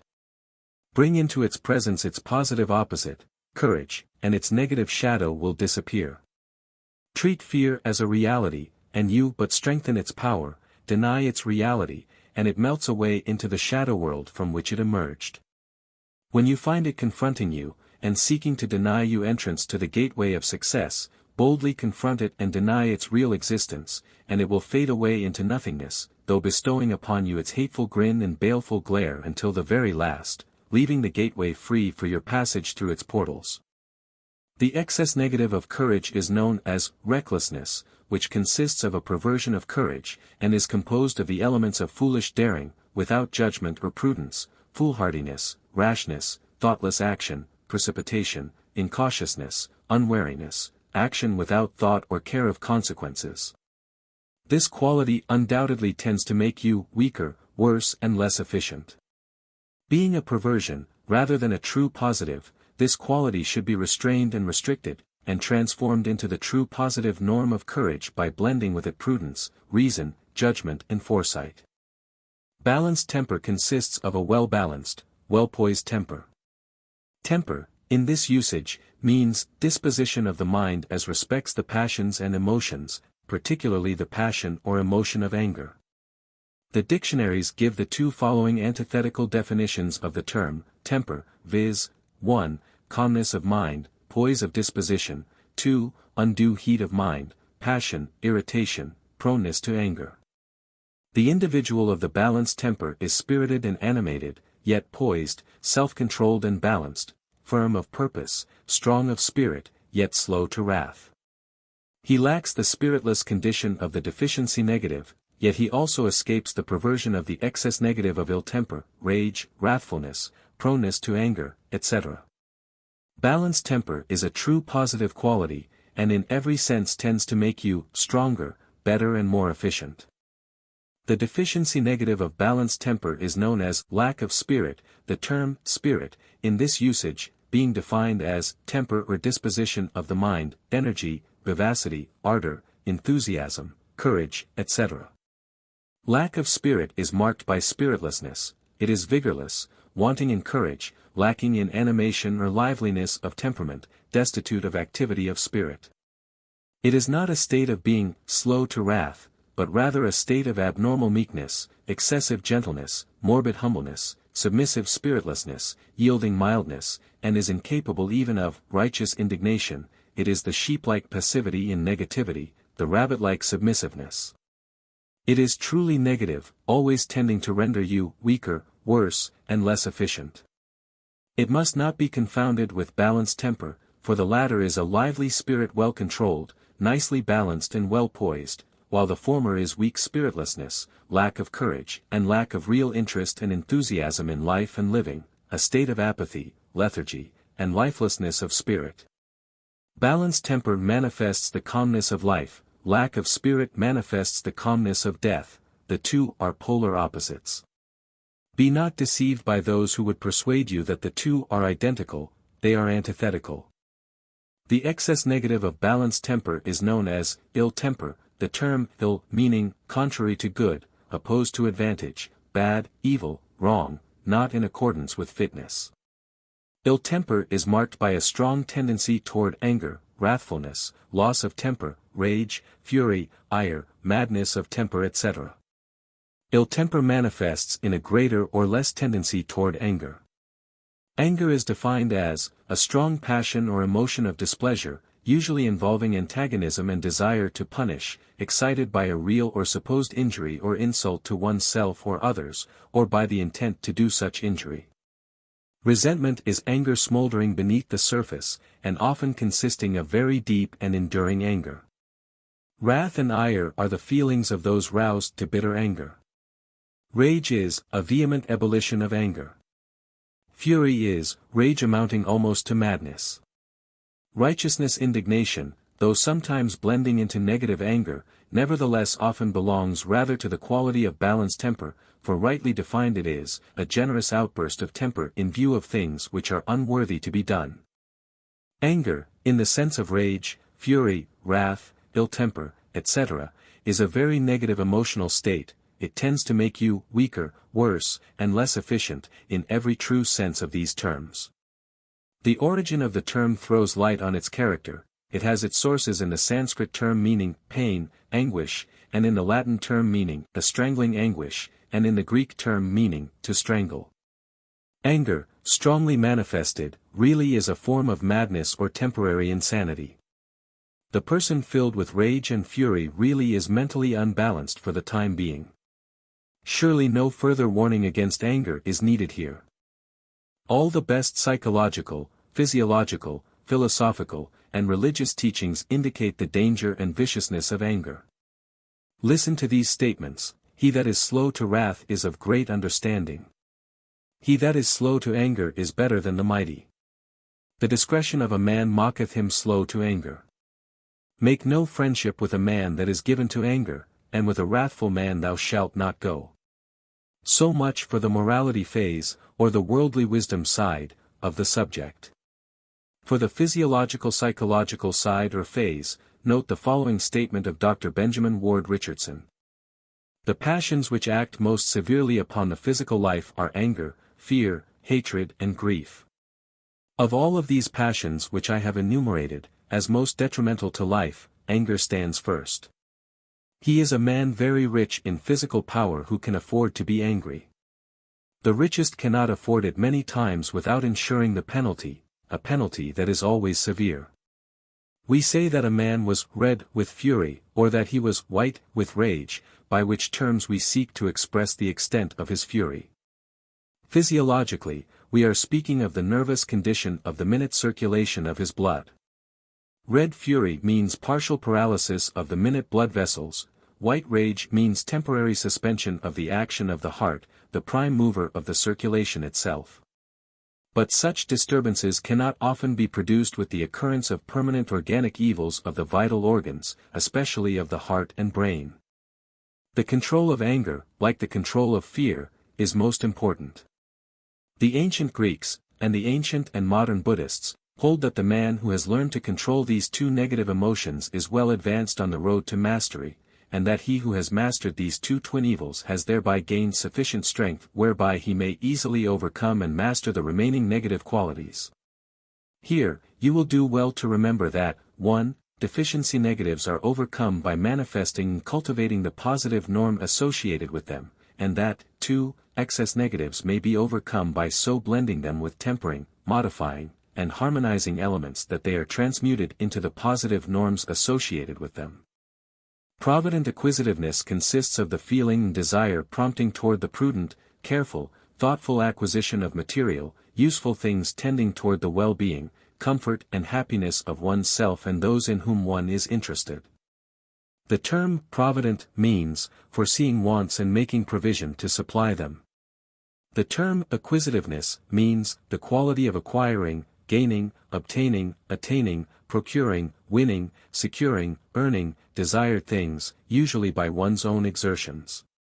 That this character quality is a positive one, cannot be doubted. Expressed and manifested in the normal and positive degree, it certainly tends to make you stronger, better and more efficient. Some so-called philosophers and moralists have sought to identify this character quality with its excess negative, or perversion, and have either actually or tacitly condemned it as unworthy or even reprehensible. But, at the last, such teachings are seen to be a more or less hypocritical pretense, or a more or less vain pose, the lives of such teachers frequently being in direct contradiction to their teachings.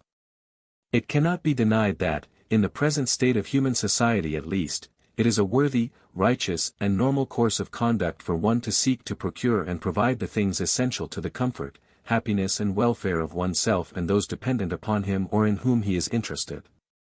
Those who manifest such traits of conduct and character are commended by the general average of society, and those who fail to manifest them are condemned by public, or even punished by law. The above statements refer also to the provident and prudent acquisition of money. Money is merely a symbol of the things which it will purchase. In our civilization, money stands not for itself but rather for that which it may be used to acquire and secure. In seeking to acquire money, one is but striving to obtain food, shelter, clothing, necessities, comforts, conveniences, or luxuries, of many and varied kinds. It may be true that money is the root of evil, but it is equally true that money is the wherewithal, the necessary means or instrument, with which we obtain the necessary, useful, and good things of life. Money is neither better nor worse than the things which it is employed to purchase. The evil of money consists in its wrong getting and wrong spending, in its misuse rather than in its use, in many cases. Most of the revilement of money on the part of pseudo-moralists is mere cant and claptrap. There is no virtue inherent in poverty, in spite of the pious pretense to the contrary. Poverty is a curse, and the individual rightfully strives to avoid or to overcome it. The deficiency negative of provident acquisitiveness is known as improvidence, which consists of failure to provide for the future, not only in the direction of being careless, wasteful, shiftless, prodigal, etc., but also in the direction of failing to acquire, make, gain, procure, secure, and earn a reasonable and just recompense for one's services, time and labor. Improvidence may consist either of a failure to get or a failure to hold, or both. The excess negative of provident acquisitiveness is known as miserly greed, which consists of either, or both, of the qualities of 1. Unduly greedy, avaricious, rapacious desire for gain and wealth, and 2. Miserly, parsimonious, penurious, stingy, niggardly hoarding of wealth or property. In either case, or phase, miserly greed overreaches itself and defeats its original object of happiness and content, this, because, instead of mastering and using wealth and property, it allows itself to be made a servant of, and to be used by, wealth and property. Neither of the two negatives just mentioned meet the test of the touchstone of positivity, viz., will this make me stronger, better and more efficient? The positive norm of provident acquisitiveness, on the contrary, meets the test fully, therefore it is worthy of being cultivated, developed, expressed and manifested by those who wish to become stronger, better, and more efficient, according to the rule of positivity. Hopeful faith consists of the mental attitude which is marked by a harmonious combination and blending of hope and faith. Hope is the desire for good, accompanied by an expectation of obtaining it. Faith is firm belief in regard to important truth. The mental attitude of hopeful faith is a most positive one, and certainly tends to make one stronger, better and more efficient, when manifested in normal and well-balanced degree and form. This mental attitude comprises that confident expectation, which is one of the elemental principles of our master formula of attainment of hope, the thoughtful write and speak in words of praise. Spurzheim says, hope is necessary to the happiness of man in almost all situations. Johnson says, hope is the chief blessing of man, and that hope only is rational of which we are sensible that it cannot deceive us. Whatever enlarges hope, will also enlarge courage. Collier says, hope is a vigorous principle, it is furnished with light and heat to advise and to execute. It sets the head and heart to work, and animates a man to do his utmost. And thus, it is perpetually pushing and assuring it.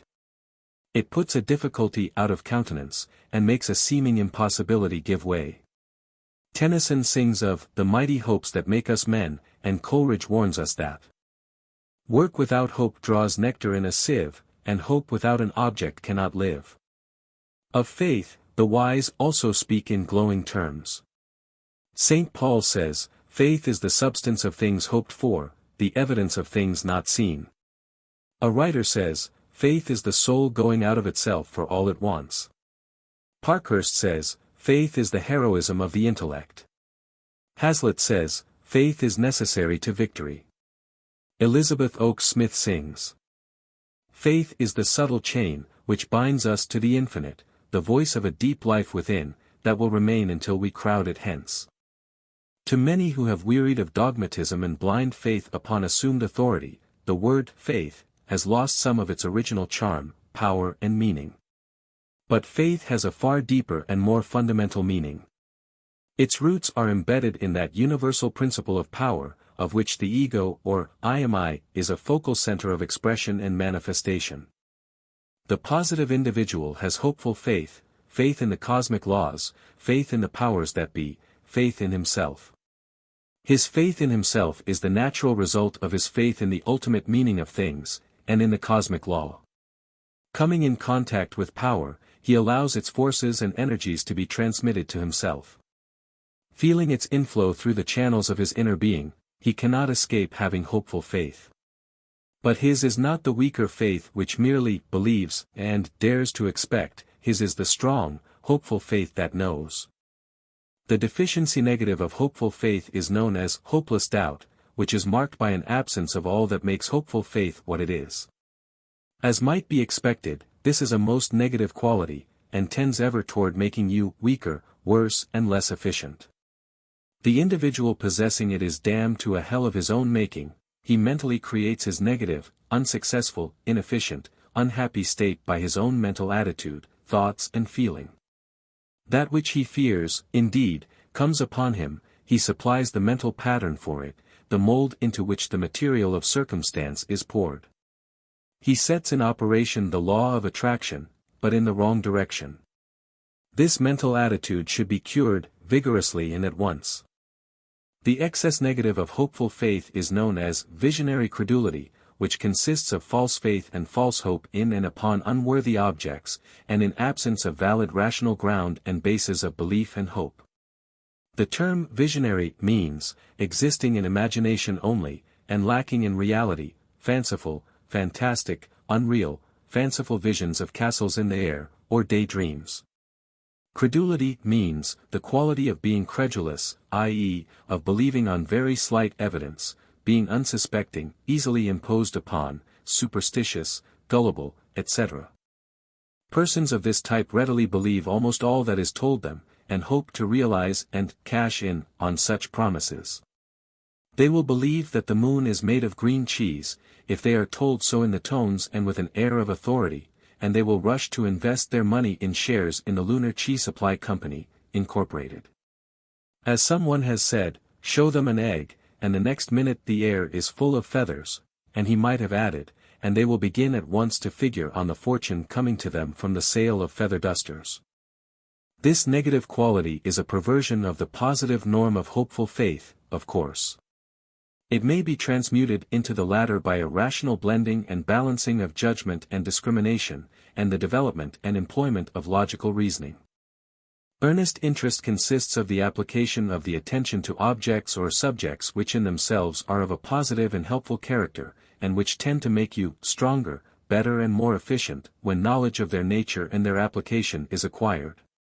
Interest is excitement of feeling accompanying special attention, the moving power of attention, based upon feeling or emotion. Earnest is defined as eager intent, serious, fixed, determined, etc. Interest is the motive element of attention, and attention is the key of observation, thought, perception, reasoning, memory, voluntary action, etc. Earnest interest, then, is seen to be the positive moving power of feeling which is expressed and manifested in many important mental activities and actions of the will. Earnestness has been defined as eagerness, seriousness, intentness and fixed determination in pursuit of an object, zealousness combined with sincerity. Pascal says, earnestness is enthusiasm tempered by reason. Bovey says, earnestness is the devotion of all the faculties.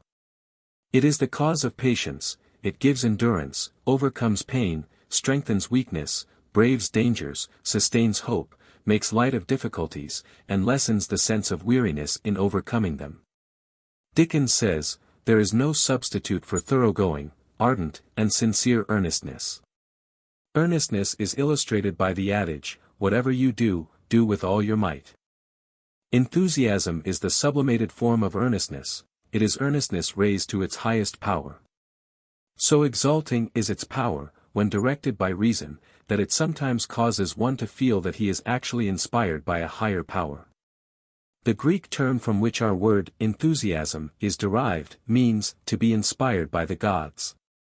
The English term enthusiasm means enkindled and kindling fervor of the soul, ardent zeal or interest, lively manifestation of zeal.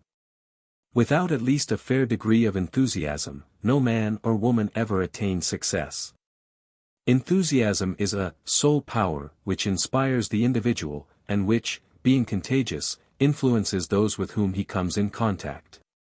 In its normal degree and form it is a very positive character quality. The deficiency negative of earnest interest is known as apathetic lethargy.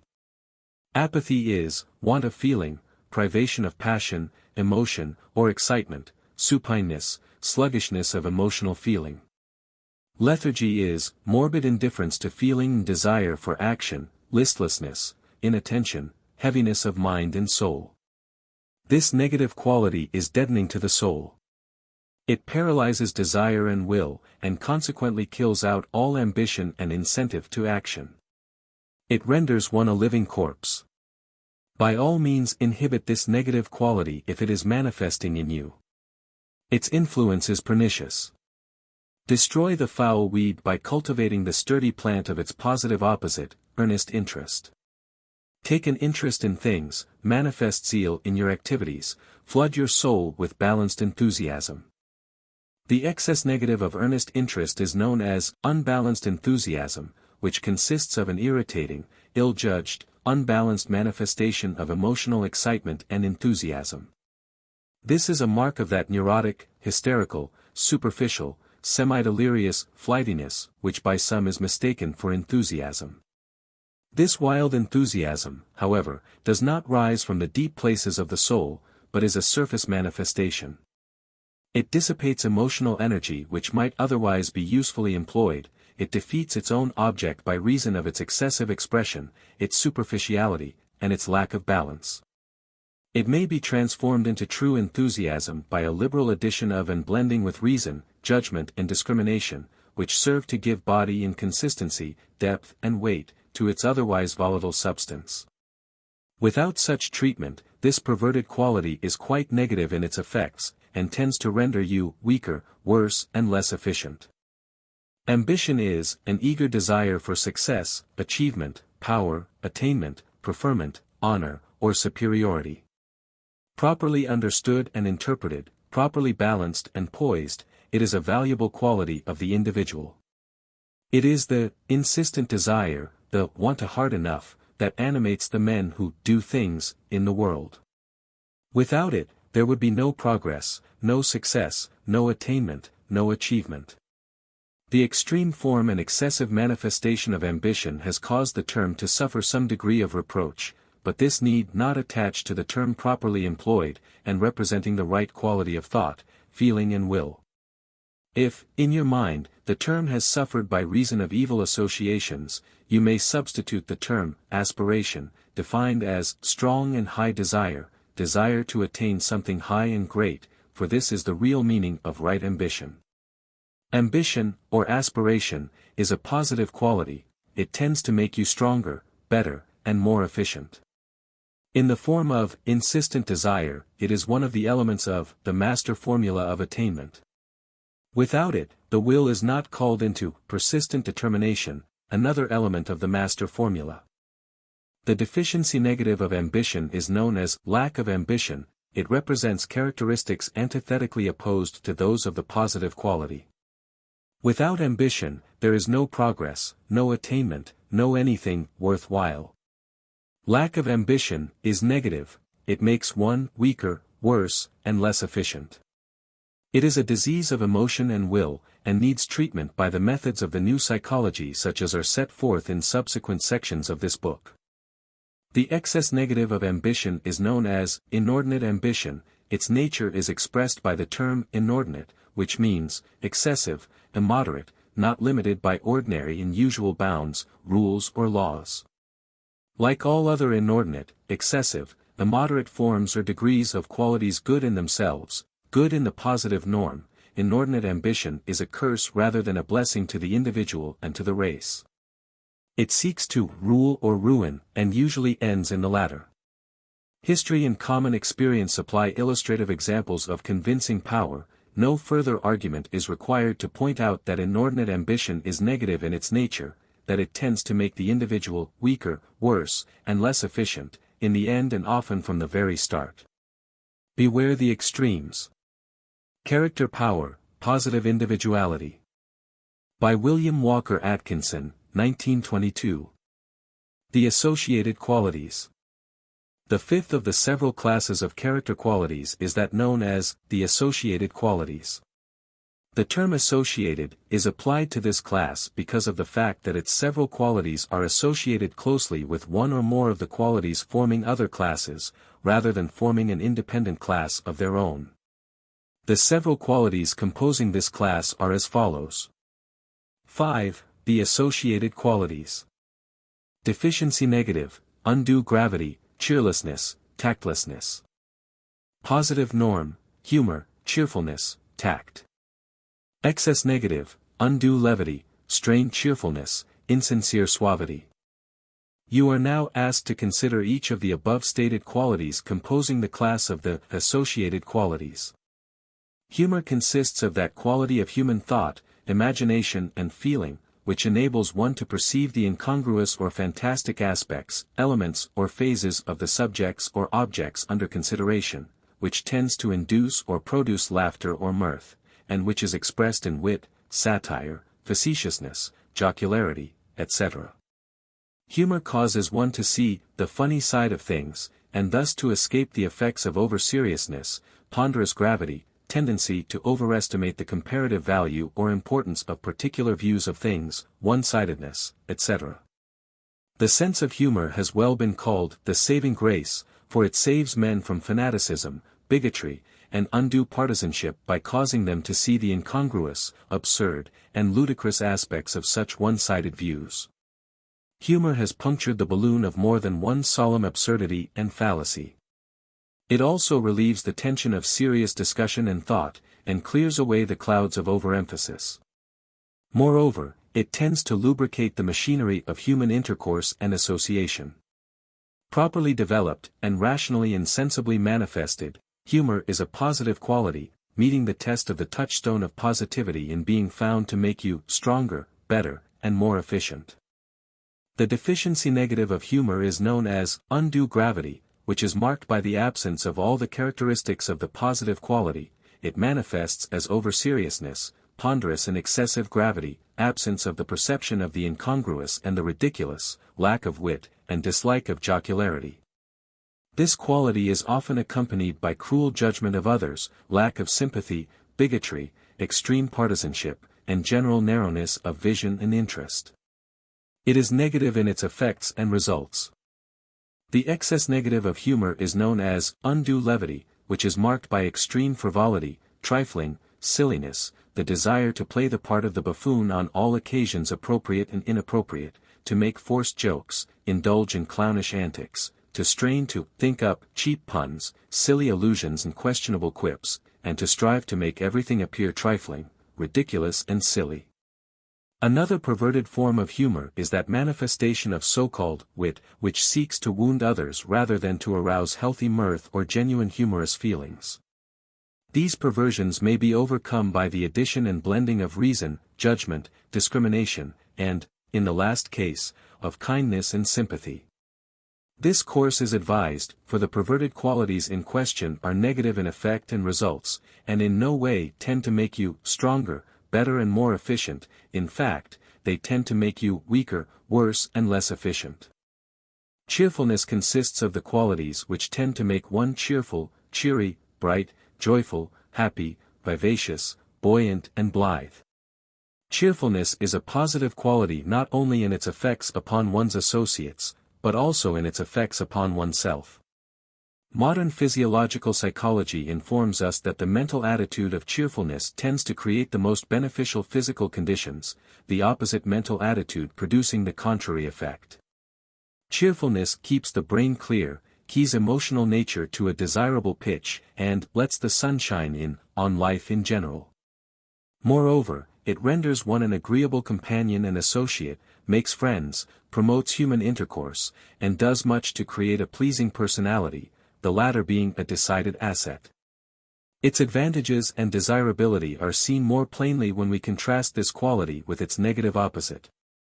The deficiency negative of cheerfulness is known as cheerlessness, which consists of the qualities creating the mental atmosphere of gloom, sadness, discouragement, dejection, forlornness, melancholy, the blues, in short.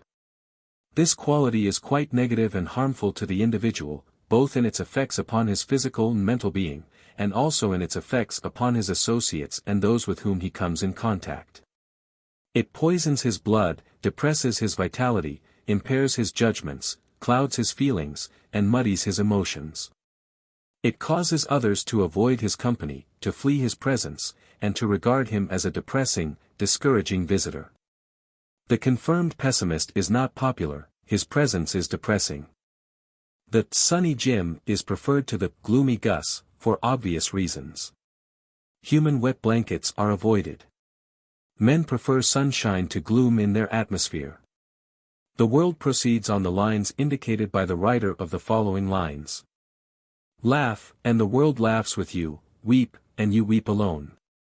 For this sad old earth is in need of mirth, it has troubles enough of its own.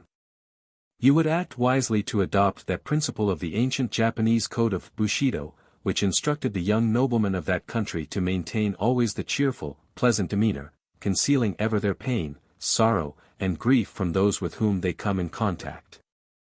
The code taught this course not as a matter of policy, but as a matter of politeness and right conduct toward others, particularly toward strangers, and as a manifestation of proper stoical pride and self-respect. It regarded the opposite course as an indecent exposure of one's sacred emotions, griefs and sorrows. It taught the virtue of emotional modesty. The excess negative of cheerfulness is known as strained cheerfulness, which consists of a forced and unnatural assumption of pleasure and gladness unwarranted by the true feelings and the facts of the case. This is a perversion of the true cheerfulness which comes from the heart. It differs from the honest inhibiting of cheerlessness and gloom, inasmuch as it proceeds to counterfeit the real feeling, or to carry the latter to a ridiculous and unwarranted extent. This artificial gladness and counterfeit pleasure is quite in favor with many at the present time. The social fields are well supplied with gladiolus, Pollyanity is in vogue. They deceive no one, and disgust many honest persons. This unnatural dragging in of gladness upon all occasions is as unconvincing as the repeated assertion of "I am an honest man" by the man whose honesty and truthfulness are under suspicion, or the similar strained and constantly repeated assertion of virtue by the woman of questionable character. A stoical cheerfulness under even the worst happenings is honest, natural and commendable, but to make pretended virtues of pain and adversity, and to loudly claim to be glad despite them, rings false, and is not deserving of praise. The addition and blending of discrimination, truth and honesty is needed in such cases. Hysteria always is negative, despite its shrill assertions and excited affirmation of gladness. Tact consists of the faculty of nice perception and discernment, and of the ready power to appreciate and to say and do what is required under the circumstances. It is a judicious mixture of the quality of agreeableness and desire to please, and that of caution and secretiveness. Its expression is politeness and suavity, its manifestation is diplomacy. Politeness consists of courteous, obliging, civil manners, directed toward the recognition of the wants and wishes of others, the anticipation of such, and the observance of a pleasing demeanor toward one's associates. Suavity consists of the quality of being pleasing in manner and demeanor, urbanity, agreeableness. Diplomacy consists of the observance of a tactful suavity, accompanied by a certain caution and reserve concerning one's own desires, plans, and designs. It is characterized by tact, shrewdness, and mental dexterity. True tact is based upon an understanding of the feelings of others, and that understanding is best arrived at by means of a real interest and sympathy with them, a fellow feeling for them. It has its spirit in the feeling of kindness for others, a liberal tolerance and broad charity toward them, and a desire to make them feel at ease and to contribute to their mental and emotional satisfaction and comfort. True tact is a positive quality, and tends to make you stronger, better, and more efficient. This fact is perceived more clearly when we consider the effect of its negative opposite, i.e., tactlessness. Tact is fitly subject to adverse criticism only when it is manifested in a perverted form, or to an unwarranted degree. The deficiency negative of tact is known as tactlessness, which is marked by an absence of all that constitutes the positive quality of tact. It causes one to say even pleasant things in an unpleasant manner, and to exercise an almost positive genius for speaking in a tone and acting in a manner likely to offend, distress or even hurt others. Those manifesting this negative quality manage to blunder along, committing unpardonable errors, with an almost entire lack of understanding or appreciation of what they are doing, and with an almost total inability to perceive the point of view or the feelings of the other persons. Surely such a quality cannot be held to contribute to the real worth and efficiency of a person. It is clearly a negative quality, and should be treated as such. The excess negative of tact is known as insincere suavity, and is marked by smoothness, agreeableness, and subtle flattery, accompanied by a lack of sincerity, and by the presence of actual deceit, in dealing and associating with others. It tends toward hypocrisy, duplicity, deceit, deception, double-dealing, and false pretensions. It acts to flatter, to soft soap, and to praise falsely those persons sought to be taken advantage of. It is like the actions of the boa constrictor, which first covers with saliva the small animals which it plans to swallow a little later. This quality, fortunately, frequently defeats its own ends. It is a perversion of the positive quality. It should be treated with a liberal blend of honesty, truthfulness, and real sympathy for others. Character Power, Positive Individuality. By William Walker Atkinson, 1922. The Moral Qualities. The sixth of the several classes of character qualities is that known as the moral qualities. The term moral means relating to duty or obligation, pertaining to those intentions and actions of which right and wrong, virtue and vice, are predicated. The several general qualities composing that class are as follows. 6. The moral qualities.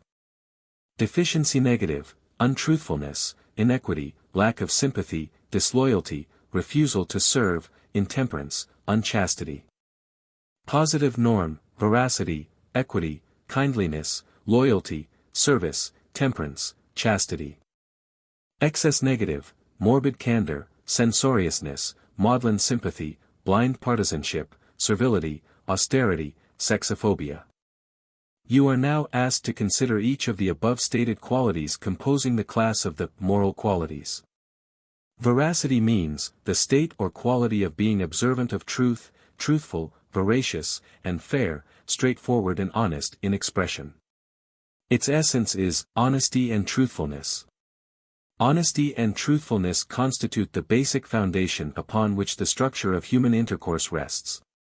In all dealings between man and man there must always be the tacit assumption of the existence of honesty of purpose and truthfulness of statement, else there can be no confidence and faith manifested between individuals, and without confidence and faith there can be no trust. All normal schools of morality and ethics postulate honesty and truthfulness as positive virtues, the fundamental positive virtues. In fact, their negatives are always regarded as vices. The man who has gained the reputation of being honest and truthful has secured a valuable asset, the one who has acquired the opposite kind of reputation has taken on a heavy liability. The man whose word is as good as his bond, possesses a valuable capital of character. That honesty is the best policy is proverbial. Being on the level, and on the square, certainly is being stronger, better, and more efficient, being positive, in fact. In spite of apparent indications to the contrary which may present themselves from time to time in our experience, the wisdom of the race reports that, in the long run, and in many of the short runs as well, honesty and truthfulness win out.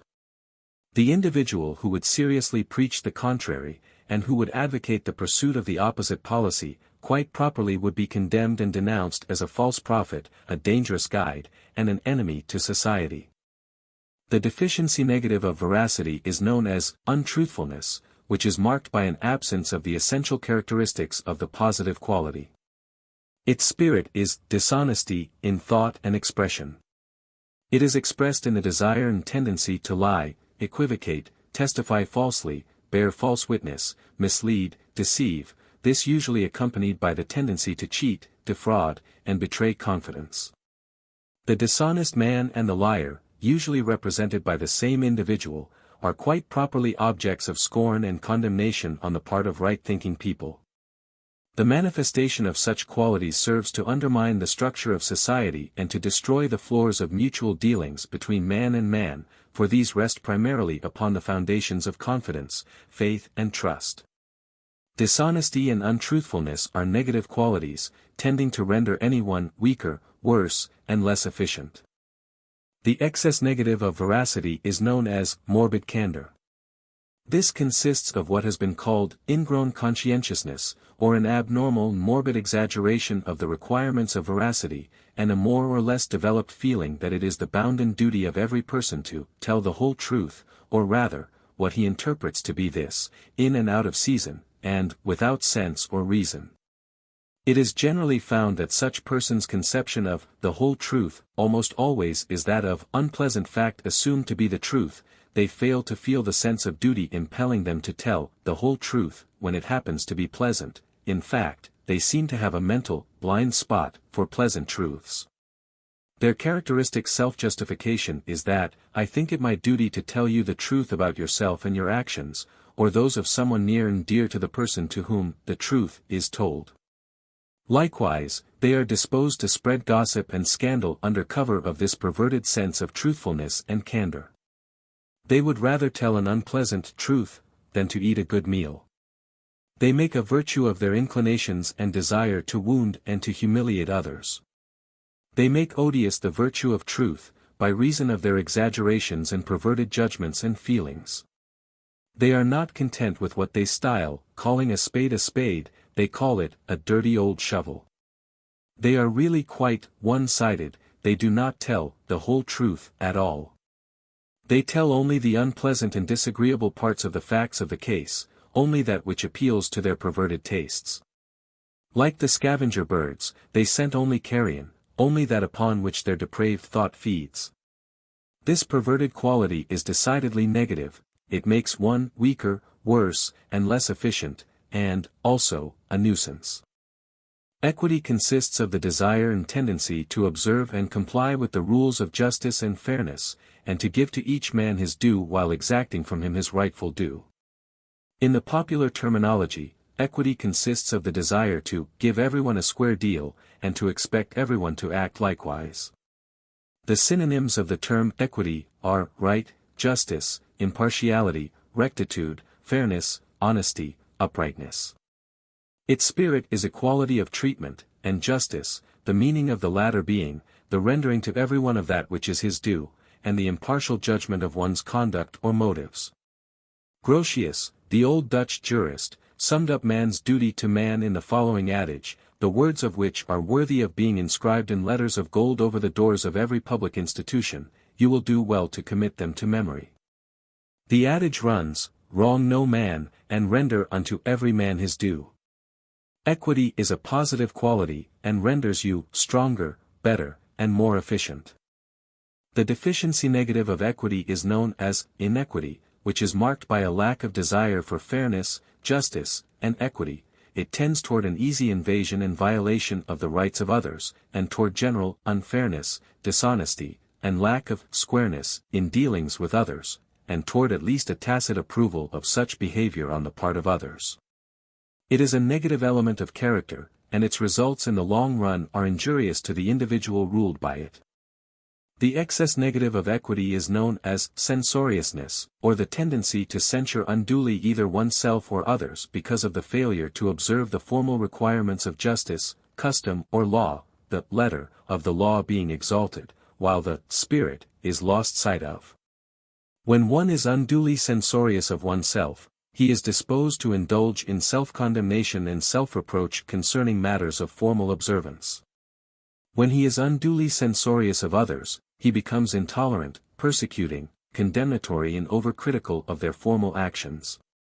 Rabid reformers, self-constituted censors of the general public, and others of this general kind have this negative quality highly developed. It may be cured by adding a liberal blend of the elements of reason, judgment, discrimination, tolerance, charity, sympathy, and understanding of human nature, with a sufficient quantity of the element of humor. Kindliness consists of the manifestation of a humane, sympathetic, benevolent, kind, tolerant, charitable and helpful mental attitude toward others, inspired by affection, fellow-feeling and goodwill. It manifests in the direction of a sympathetic and kindly desire to make others happy and prosperous. It expresses the spirit of benevolence, generosity, and philanthropy. It is regarded as a positive virtue by all schools of ethics, and all practical philosophers consider it a positive character quality. In the long run, it tends to make you stronger, better, and more efficient. Manifested normally, it draws to one the kindly sympathy and liking of others, and thus promotes his own well-being and happiness. The manifestation of the opposite quality tends to repel the kindly interest of others, and thus is negative in its effects. The deficiency negative of normal kindliness is known as lack of sympathy, and is marked by the absence of sympathy, tolerance, charity, fellow-feeling, affection, or love, and by the lack of all inclination to help, aid, assist, or render kindly services to others. It is a repelling, deadening, negative character quality which should be inhibited by the cultivation of its positive opposite. The excess negative of normal kindliness is known as maudlin sympathy, which is marked by the presence of sickly sentimentality. It is a neurotic, hysterical emotional state in which the feeling of love for one's fellows is reduced to a state of mushy gush, and is manifested in a perverted display of morbid sympathy for and toward often quite unworthy objects. To many, the term brotherly love has lost its real and positive meaning by reason of the perverted and misdirected manifestations of so-called love and sympathy on the part of many persons of the type just indicated. The perverted excess negative should be cured by an addition of common sense and discrimination, a blending of head with heart, and a goodly portion of normal equity and justice, with a dash of the ability to detect incongruity. Here, once more, an excess of a virtue becomes a vice. Loyalty consists of the state or quality of being loyal, i.e., of being faithful and true to principle, or to those to whom one owes fidelity, truthfulness and honest dealings. Loyalty is a staunch virtue, and one upon which enduring human relations must be based. The man whose loyalty is beyond question, the man you can depend upon, and who sticks by you to the end, is a real man. The reputation of possessing such character quality is a valuable asset to anyone. Not only is the reputation gained by the manifestation of this quality valuable and helpful, but the practice and manifestation of the quality itself is strengthening, invigorating, and backbone producing in its effects. It tends to make you stronger, better, and more efficient. The deficiency negative of loyalty is known as disloyalty, which is marked by faithlessness, treachery, desertion, perfidy, inconstancy, and general unreliability. Disloyalty is a despicable quality of character, and is condemned by all men. It is negative in nature and in effects. It most decidedly tends to render one weaker, worse, and less efficient. The excess negative of loyalty is known as blind partisanship, which is marked by an unreasoning adherence to a person, party, or faction, an attachment based upon the fact of habit or prejudice rather than upon actual merit, quality, virtue, or truth. This is a state of loyalty gone to seed, and having lost its essential spirit and life.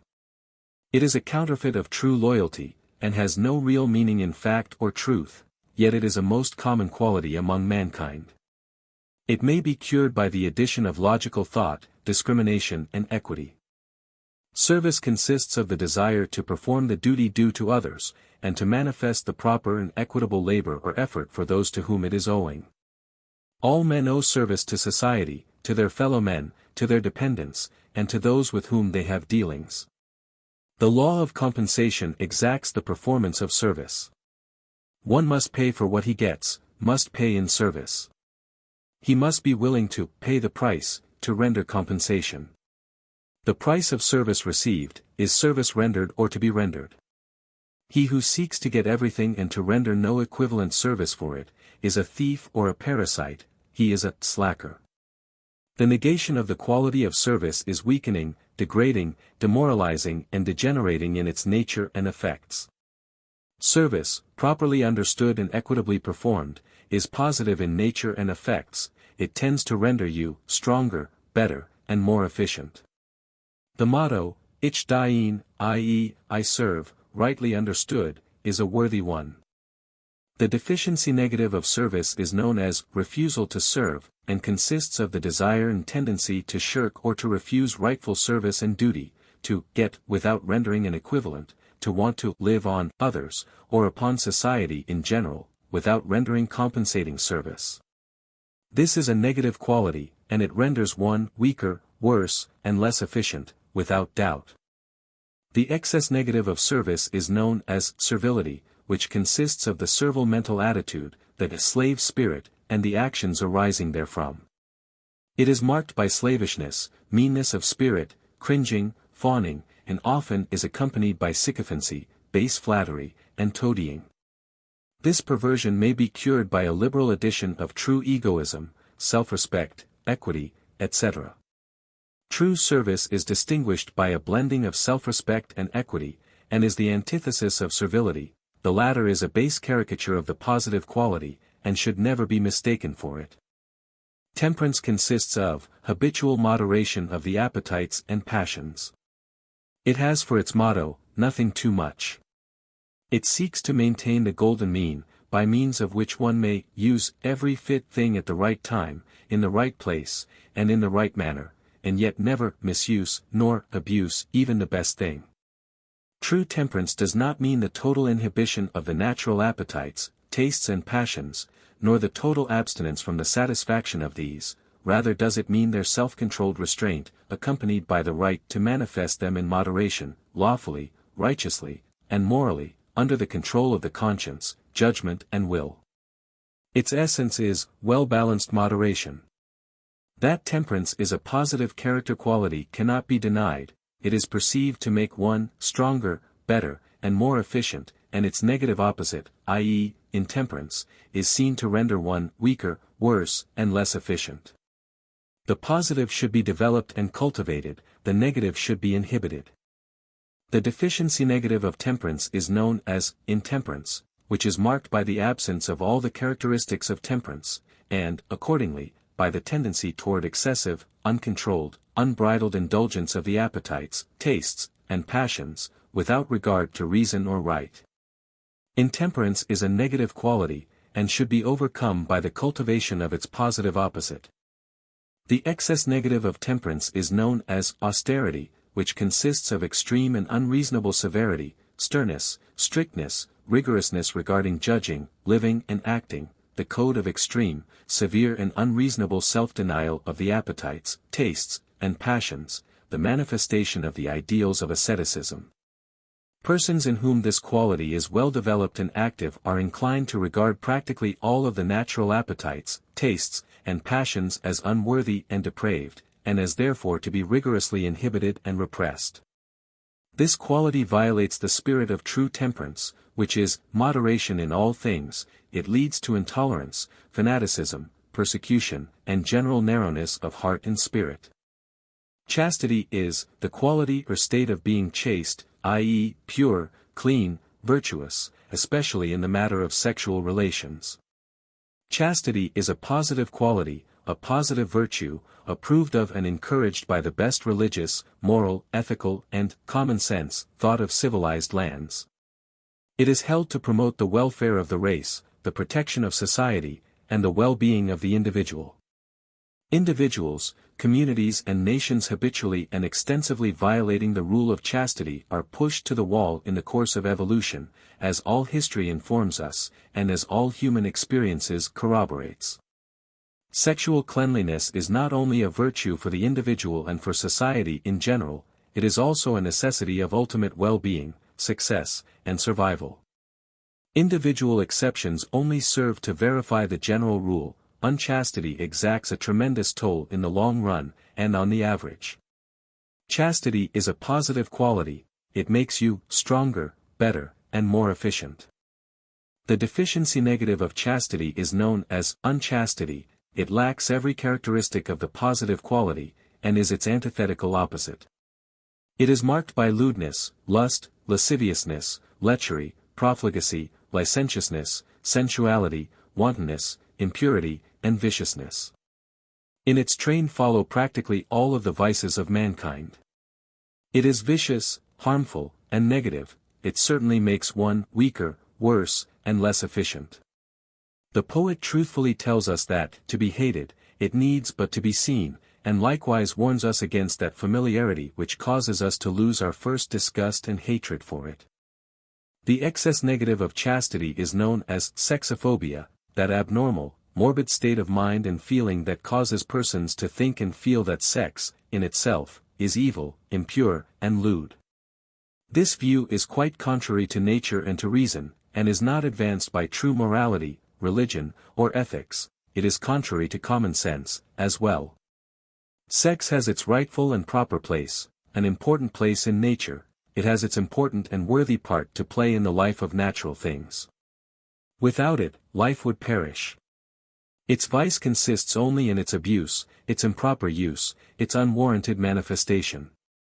Science informs us that this perverted, exaggerated hatred of sex and all that belongs to sex, is not only unnatural, abnormal and irrational, but that it is also in many cases actually pathological.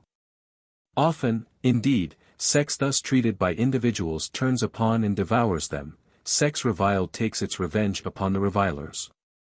The pathology of sex reveals numerous cases of sexual perversions and abnormalities arising from this morbid thought and feeling toward the principle of sex in itself. True chastity dwells in the light, the perverted form seeks and dwells in the darkness. Many so-called advocates of sexual purity, defined in the terms of sexophobia, are really prurient prudes. Their thoughts are unclean and fungus-like growths. They lack the purifying rays of the sun. Chastity must not be confounded with or mistaken for this base counterfeit, this miserable wolf wearing the skin of the sheep. This perversion, like all other excess negatives, is decidedly negative in nature and in its effects. It tends to make one weaker, worse, and less efficient. It is doubly dangerous because it seeks refuge in the temple of chastity, and often wears the garb of the priests of that temple. This may seem like strong language, but it is warranted by the facts of the case, which are known to all earnest investigators of the subject. Character Power, Positive Individuality. By William Walker Atkinson, 1922. The Spiritual Qualities. The seventh of the several classes of character qualities is that known as the spiritual qualities. The term spiritual, as here used, means pertaining to the soul or spirit, and concerned with the spiritual principle from which all things proceed. The several general qualities composing that class are as follows. 7. The spiritual qualities. Deficiency negative, lack of spirituality, lack of reverence. Positive norm, spirituality, reverence. Excess negative, perverted spirituality, superstitious awe. You are now asked to consider each of the above stated qualities composing the class of the spiritual qualities. Spirituality, in the true sense, consists of the unfoldment in consciousness of the recognition and realization of the actual being and immanent presence of the ultimate spiritual principle of being, from which all things proceed, and in which all things live and move and have their being. This spiritual consciousness is based on an intuitive faith that knows, and not merely believes. It proceeds from a spiritual awakening which brings the I am I of the individual into direct contact with the universal spiritual principle of being or power. It is arrived at by spiritual evolution, by the unfoldment of the spiritual faculties or powers which are latent within every individual, and which are capable of being developed and cultivated by intelligent effort. By preparing the soil, supplying nourishment and water, and placing the growing thing so that it will catch the life-giving rays of the Sun of Spirit, you will aid materially in its growth and development. Spirituality, in this sense, is a most positive character quality, as all know who have carefully investigated the matter. It is not a mere goody-goody state of mind, nor is it bound up with ecclesiasticism. Instead it is a soul state in which the being and presence of the spiritual principle of power is recognized, realized, and also manifested in action. A prominent man once said that, the practical mystic is a man to be reckoned with in any and all walks of life. The truly spiritual man is a tower of strength, and a reservoir of power. The great leaders of the race, the men of destiny, have been men in whom spiritual consciousness has been awakened. It is true that in many cases they have afterward misused their power, and misdirected its energies, but their power originally came from spiritual sources, nevertheless, and its subsequent misdirection and misapplication brought about its own punishment. You will be made stronger, better and more efficient, if you will encourage and open yourself to the inflow of spiritual consciousness. You may do this in or out of the churches, in or out of the established forms of religious practice. Spiritual consciousness is a matter of the inner experience, and not of the outer form. Man is better, stronger and more efficient by reason of opening his soul to the inflow of the infinite, and by living up to the best that he finds awakened within himself as the result of this. As for the particular forms or creeds through which men seek to express and manifest their intuitions of spiritual consciousness, the present writers feel in accord with the ancient Oriental sage who said, "There is but one supreme being, though men worship many semblances and pictured forms of that formless one, though they give many names to that nameless one, though they give many descriptions of that indescribable one. There are many paths to that one, but there is only one goal and destination." In worshipping their own highest conception of God, men worship the principle of reality which is over and above all of their possible conceptions. To that one, all worship arises, even from altars erected to the worship of men's pitifully conceived deities, with their petty images and childish pictures. There is but one, though men call it by many different names, and explain it in many different ways. The deficiency negative of spirituality is known as lack of spirituality, and is marked by an absence of the characteristics of the positive quality. Here the spiritual faculties are asleep, the spiritual intuition undeveloped. This state may exist in the case of the formal church member, as well as in the unbeliever, or in anyone in whom the higher consciousness has not been awakened. Real religion is a matter of inner experience, and not of outer formalism with its creeds, rites and observances. The absence of spiritual consciousness is a weakness, and is negative in effect and results. The excess negative of spirituality is known as perverted spirituality, which is marked by gross superstition, unreasoning credulity, religious vagaries, fanaticism, the running after new religions and strange doctrines, the cultivation of the so-called psychic powers, of doubtful value or even of harmful effect, the joining of strange cults, and the craze for new isms, ologies, and inspired doctrines. This perversion often takes on the form of pathological religion. It may be relieved or cured by the proper addition of logical thought, observation, deduction, judgment, and discrimination, and, above all, by the cultivation of the consciousness of the reality of the I am I, and of its relation to and correlation with the universal principle of being. When the gods come, the half-gods disappear. Reverence consists of profound respect and esteem manifested toward that which is deemed sublime and sacred. It is the feeling or emotion entertained by men toward the subject or object of their highest conceptions of being and reality. It is the obeisance of the soul made to its source and origin, the veneration accorded by the finite manifestation toward the infinite manifester. It is a worthy emotion and tendency, and is expressed by man in his various forms of worship.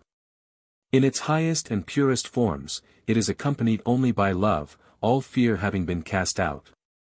In its lower forms, fear plays a prominent part. The positive nature of this quality is lessened in the degree that fear is present. It becomes the more positive in its nature and effect in the degree that fear is banished and love and confidence has taken its place. Reverence, rightly manifested and rightly understood, is a positive quality, and tends to make you stronger, better, and more efficient. It is worthy of development and cultivation. The deficiency negative of spirituality is known as lack of reverence, which is characterized by a greater or less degree of irreverence or the mental and emotional attitude directly opposed to that of reverence as described above. The excess negative of reverence is known as superstitious awe, which consists of base fear, terrible dread, and superstitious terror arising from crude, superstitious beliefs in and conceptions of supernatural entities or things. Superstition means misguided or unenlightened religious feeling or belief, or credulous belief in supernatural things. Awe means reverential fear or dread. Fear is the characteristic element of all forms of superstition, and, as we have seen, fear is essentially a negative quality, weakening in its effects. Superstitious awe sometimes also attaches itself to the individuals posing as prophets, preachers, and inspired teachers of mysterious doctrines or religions, or even to the dignitaries of some of the more familiar forms of ecclesiastical organization. Fear and awe are the main elements of the emotional feeling arising from such causes. Fear is negative and renders one weaker, worse, and less efficient. Love and confidence are positive and render one stronger, better, and more efficient. Character Power, Positive Individuality. By William Walker Atkinson, 1922. The 7 Principles of Character Building. There are 7 special principles governing the cultivation and development of the positive character qualities. Each of these general principles is embodied in a particular psychological method based upon strictly scientific foundations. The practice and application of these methods have been found by experiment and actual employment to be highly efficient in the direction of the cultivation and development of the character qualities which reason and experience have determined to be positive, i.e., to tend to make one stronger, better, and more efficient. There is nothing fanciful or visionary in these methods. They are based upon cold, scientific facts, carefully tested and subjected to trial and experiment, and may be verified by anyone who will faithfully put them into practice and use. The 7 principles of character building, above referred to, are as follows. 1. The principle of idealization. 2. The principle of visualization. 3. The principle of mental declaration, or affirmation. 4. The principle of nourishing with suggestive ideas. 5. The principle of rehearsing in imagination. 6. The principle of directing the physical expression. 7. The principle of establishing the habitual manifestation. You are now asked to consider in fuller detail each of the 7 principles of character building, with a statement of the facts upon which it is based, and the general method whereby it may be effectively applied. 1. Idealization. Idealization is the act or process of giving an ideal form or character to the character quality under consideration, of combining its full meaning and content in a unitary idea embodying the basic conception involved in the thought or term designating it. The principle of idealization is employed not only that a full, intelligent conception of the quality may be had, but also that there may be created an ideal mold or pattern, design or framework, in or around which the substance of the quality may arrange and build itself into the perfect form and shape to be expressed in objective manifestation. In order to build up a desired trait or quality of character, it is necessary first to create in the mind a strong and efficient idea of that trait or quality. All things in nature are built around an ideal form. The ideal form of the oak tree is in the acorn, and the growth of the tree proceeds according to the pattern of the ideal form. All the creative work of man proceeds from the ideal to the real, from the mental idea to the material reality. Halleck says, the Brooklyn Bridge first existed in the mind before the structure became an objective reality. The projectors had first to plan what they intended to do. Then they had to put these plans on paper in the forms of drawings, the mind going before the pencil, and telling the fingers where to put the next line. Only after the mental object was complete, was matter slowly poured into this mental mold. Only then did that wonderful bridge, connecting two great cities, become a reality. The same is true of every step in material progress, from the invention of a sewing machine to that of the telephone. In the battle of life, those succeed best who can form definite ideas of what they are going to do, before they start to do it. Others get into trouble, and often are forced to retrace their steps. In the process of idealization, in the work of character building, you must first of all acquire a full, comprehensive and complete idea of the nature of the character quality which you wish to develop, for that is the mental pattern upon which you are to fashion and shape the growth of that quality, the mold into which you are to pour the mental substance out of which character qualities are built. Unless you have a full and complete pattern or mold, the product will be incomplete and imperfect. You will find that your ideas concerning most character qualities are very hazy, indefinite and imperfect. If you build or pattern upon these, you will obtain results far from complete and perfect. You will do well to begin by referring to a dictionary, then exercising your general recollection and thought concerning the report furnished you by that reference work. For instance, you wish to develop courage within yourself, because you find yourself lacking in that quality. Stop a moment, and see how little you know concerning courage. You know it only in a general way. Reference to the dictionary brings the report that courage is that quality of mind which enables one to encounter danger and difficulties with firmness, or without fear. The synonyms given for courage are as follows: heroism, bravery, intrepidity, valor, valiantness, gallantry, daring, firmness, hardihood, stoutness of heart, boldness, dauntlessness, resolution. If you will proceed further in your dictionary search, you may run down the meaning of each of these synonyms, writing down the definition and explanation of each. By so doing you will have built up a wonderfully strong concept or conception of courage. You will know it from top to bottom, and from all sides and points of view. You will find that for the first time in your life you really know what courage means. If you wish to proceed further, you may refer to some standard reference work in which quotations from eminent writers, poets, and speakers are given, indexed under their appropriate headings. Under the heading of courage, you will find many strong quotations in which the word or idea of courage is used as the central thought. You will find yourself filled with a new and inspired realization of the inner meaning of courage. You will have courage idealized, courage apatheicized, courage deified.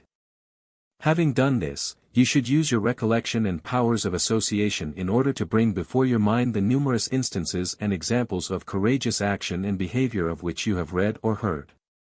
You should recall the individuals noted in history for their courageous behavior in face of danger and difficulties. You should recall the individuals in private life who have manifested acts showing the possession of the quality of courage. In short, you should build up a strong and complete mental picture of courage, using your basic definition or conception as its central point. The same course should be pursued by you in the case of any particular character quality which you may wish to develop in yourself. The principle is universal, and is applicable in all cases to all individuals. Do not pass this by as fanciful or unimportant detail. It is very practical and most important, as you will discover if you will try to put on paper your conception of any character quality without having followed the course above outlined. Your ignorance concerning any of these qualities is unsuspected by you, until you make the discovery in the way above mentioned. Having made the discovery, you will get busy in this way if you purpose trying to develop a character quality, for unless you know what you are trying to build, you cannot expect to build it very well. First, know thoroughly what you intend to seek and obtain, then, bend every effort toward obtaining it. The idealization comes first, the realization follows. 2. Visualization. The principle of visualization is employed for the purpose of creating a clear mental picture of the character quality deemed desirable and worthy of development because of its positive nature. This mental picture must show the quality in actual manifestation and expression on your part. Your imagination is called into effect in picturing you as already possessing the quality in question, and as efficiently manifesting it in action. Thus is set into operation that psychological law which creates mental paths over which the will afterwards tends to travel easily and instinctively. Visualization is the act of picturing a mental image in memory or imagination. Another definition is the creation of a mental image or picture representing a physical form or activity. In the special usage of this term in the New Psychology, it means forming mental pictures or images of oneself as possessing a desired mental state, and as acting in accordance therewith. As we have stated, the purpose of the practice of visualization in the process of character building is that of building and establishing mental paths over which the will may and will travel easily in future performances. Just as one's feet naturally and instinctively tread in the path which other feet have made for them across a field, through a forest, or along a stream, so does the will tend to tread the path which has been established for it either by the habit of continued and repeated action, or by the habit of idealistic visualization or mental picturing which we are now considering. In applying the principle of visualization, you should picture yourself mentally as already being that which you desire actually to be, and as acting in accordance with the possession of such qualities of character. You should visualize yourself as in possession of the positive qualities you wish to acquire, but under no circumstances should you allow yourself to indulge in the practice of visualizing yourself in the possession of negative qualities, because in either and each case you will be building mental paths of character over which the will may find it very easy to travel in future manifestations of character. In the process of visualization, as herein described, the imagination is called into play, and is pressed into active service. There was a time in which the imagination was regarded as being concerned only with fanciful picturing having no relation to real accomplishment. Today, on the contrary, the imagination is seen to be a most important factor in the creative work of man along all lines of expression. Everything that man has created, he first created in his imagination, the physical creation being merely the reproduction of the mental image. The better and clearer the mental picture of anything you wish to accomplish, the better will be your chance of accomplishing it, all else being equal. Constructive imagination is the secret of the attainment of the inventor, and of the success of all persons, in any walk of life, who improve upon older methods and who extend the limits of man's achievements. Therefore, do not dismiss the subject of the principle of visualization as being mere imagination. Instead, learn to employ the principle earnestly and in good faith, for by so doing you set into operation one of nature's great hidden forces, one of her finer forces. By creating the right kind of mental pictures of that which you wish to be and to do, you are erecting the mental model which your will may employ in its future work of character building. It will try to copy faithfully the model you give it, so be careful to give it the right kind of model. Build carefully on the plane of the ideal, for your work will be reproduced on the plane of objective reality. Hang the right kind of pictures in your mental gallery, for they will be used as models by the silent artists working on the subconscious planes of your being. 3. Mental declaration, or affirmation. The principle of mental declaration, or affirmation, is employed for the purpose of bringing into operation the psychological law which tends to set and fix in the character those traits, qualities and tendencies which are verbally declared, asserted and affirmed with conviction and confidence. In modern psychology, this principle is frequently referred to under the term affirmation, or autosuggestion. Affirmation means the act of affirming or positively asserting and declaring. In the special meaning of the term as employed in modern psychology, the term affirmation means practically that which is known and indicated by the term autosuggestion. Autosuggestion is a suggestion made by the individual to himself, and when persistently practiced it takes on the full power and effect of that which psychologists know as suggestion. The term suggestion, in this usage, is the process of communicating an idea to the subconscious mind, in an unobtrusive manner, carrying conviction. A suggestion is not an argument, or the presentation of proof, on the contrary, it is rather a positive, confident statement made in the tones and spirit of conviction.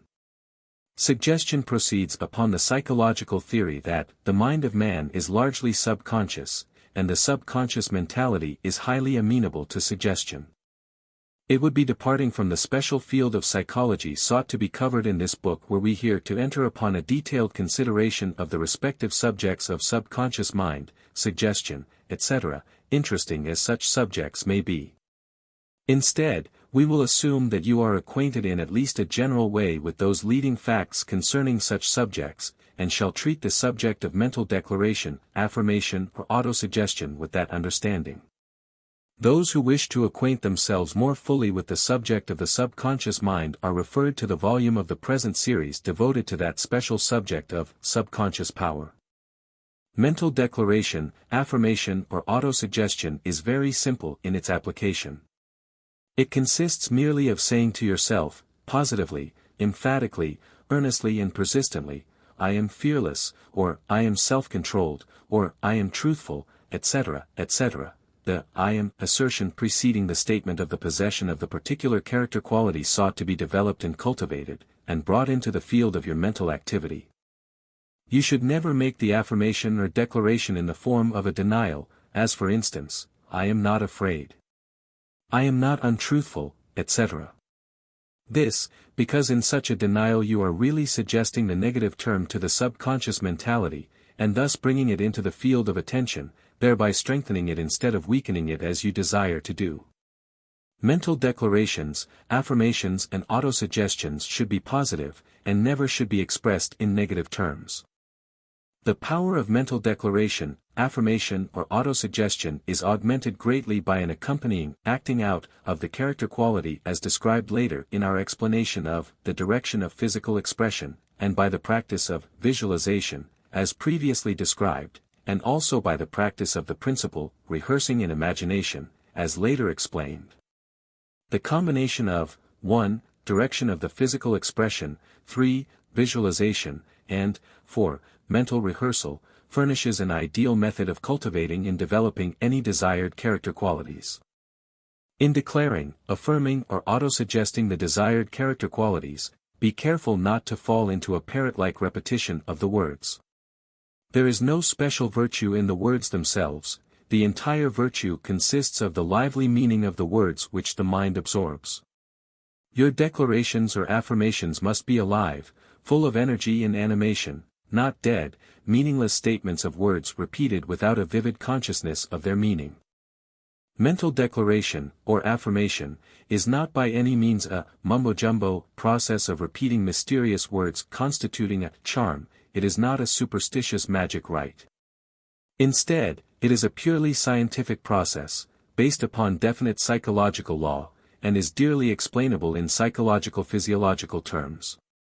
Remember, always, that there is a reason for this process of says I to myself, says I, and that this reason is a valid, scientific one, based upon efficient observation, experimentation and demonstration. 4. Nourishing with suggestive ideas. The principle of nourishing with suggestive ideas is employed for the purpose of bringing into operation and effect that psychological law under the operation of which mental qualities are fed and nourished by means of the presentation of suggestive ideas, or starved by the withholding of such ideas from them. This psychological law, simply stated, is as follows: feed your positive qualities with appropriate suggestive ideas, starve your negative qualities by withholding appropriate suggestive ideas. In considering the application of this principle, you should take note of the fact that the element in the character qualities which is to be fed, or starved by giving or withholding suggestive ideas, as the case may be, is the feeling or emotional element of such qualities. The feeling or emotional element is present in every character quality, and, in fact, is the element which supplies the motive power of the manifestation of the quality itself.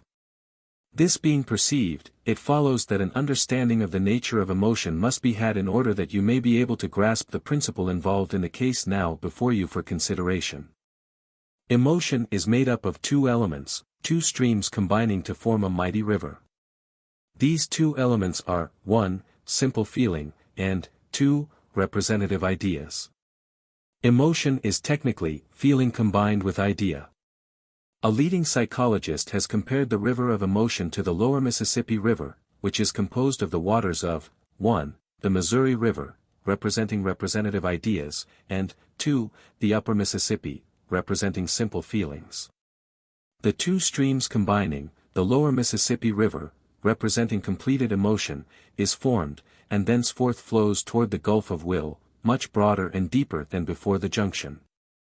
The waters of both the Missouri and the upper Mississippi are always present in every part of the lower Mississippi, and the elements of feeling and idea are always present in every emotional state, even when emotion flows into the Gulf of Will.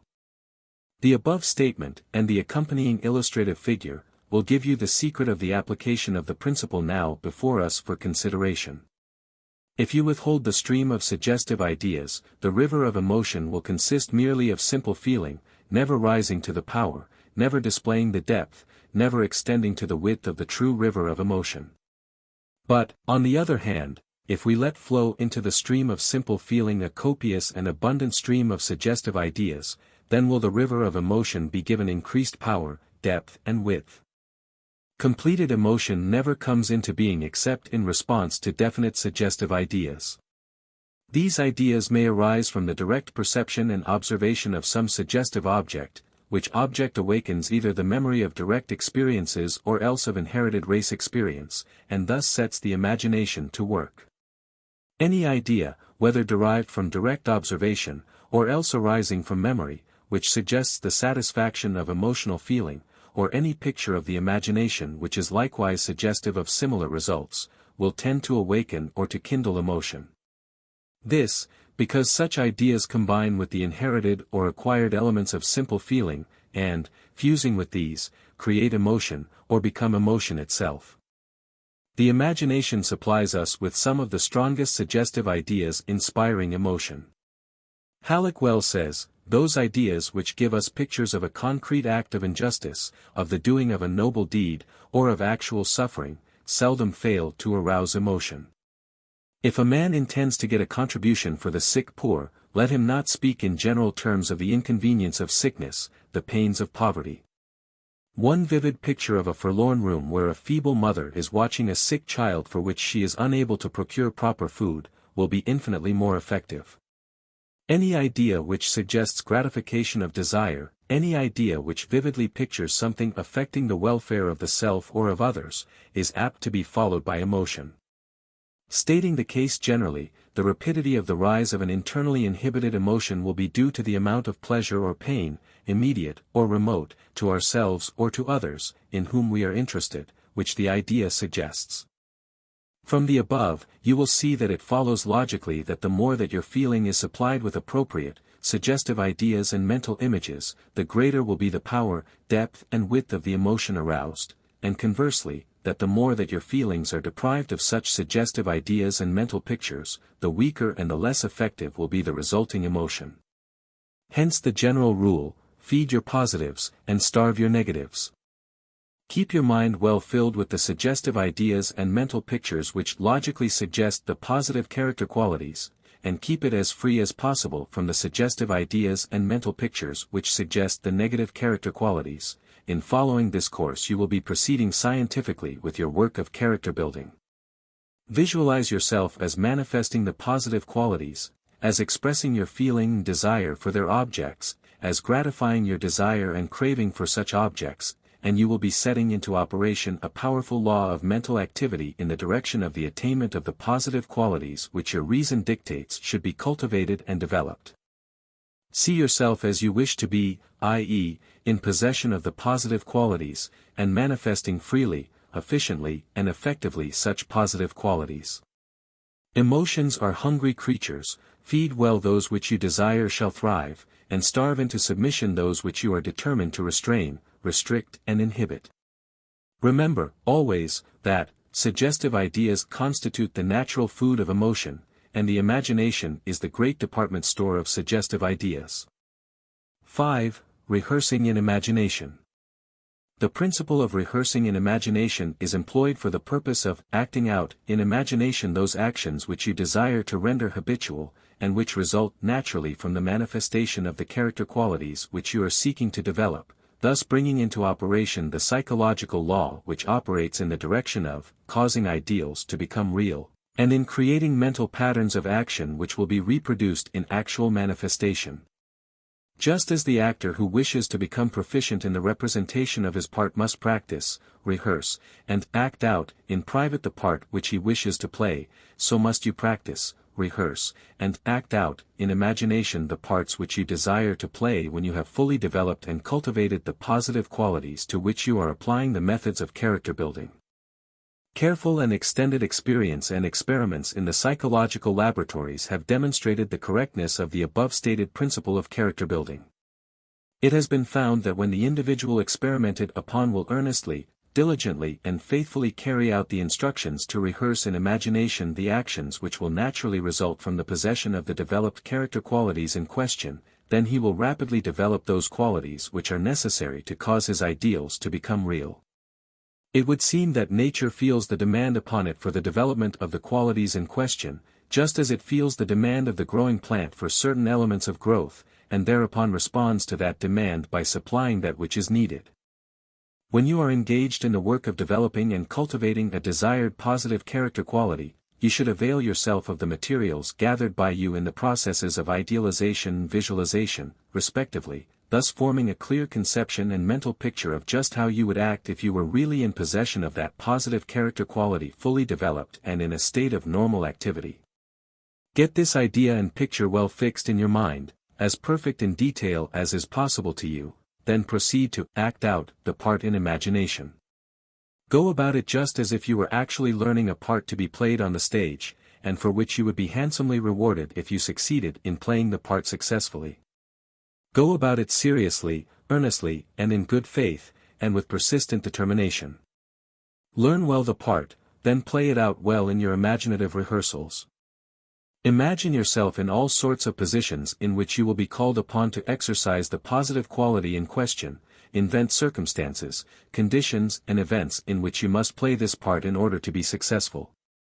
Then mentally picture yourself as successfully playing the part, going through the motions, displaying the necessary strength, power and fortitude, saying and doing the right things, and, finally as meeting with success in the matter.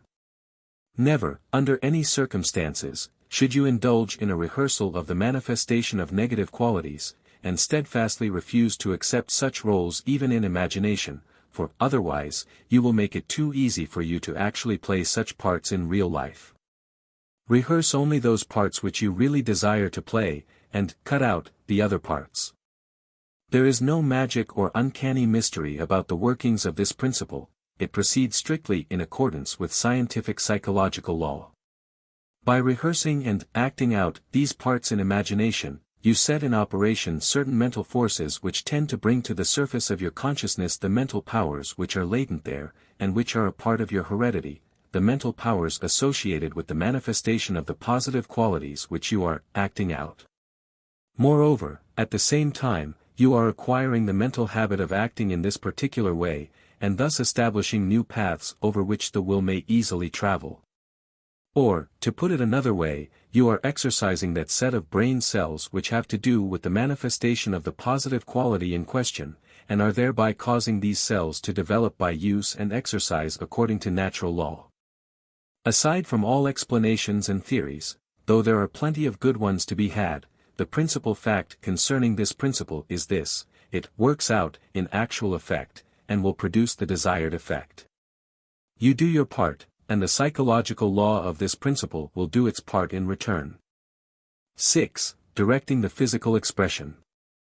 The principle of directing the physical expression is employed for the purpose of setting into operation the psychological law which relates and correlates the inner mental state with its outer physical expression, and which causes each of these elements to react upon the other, thereby establishing the full correlation.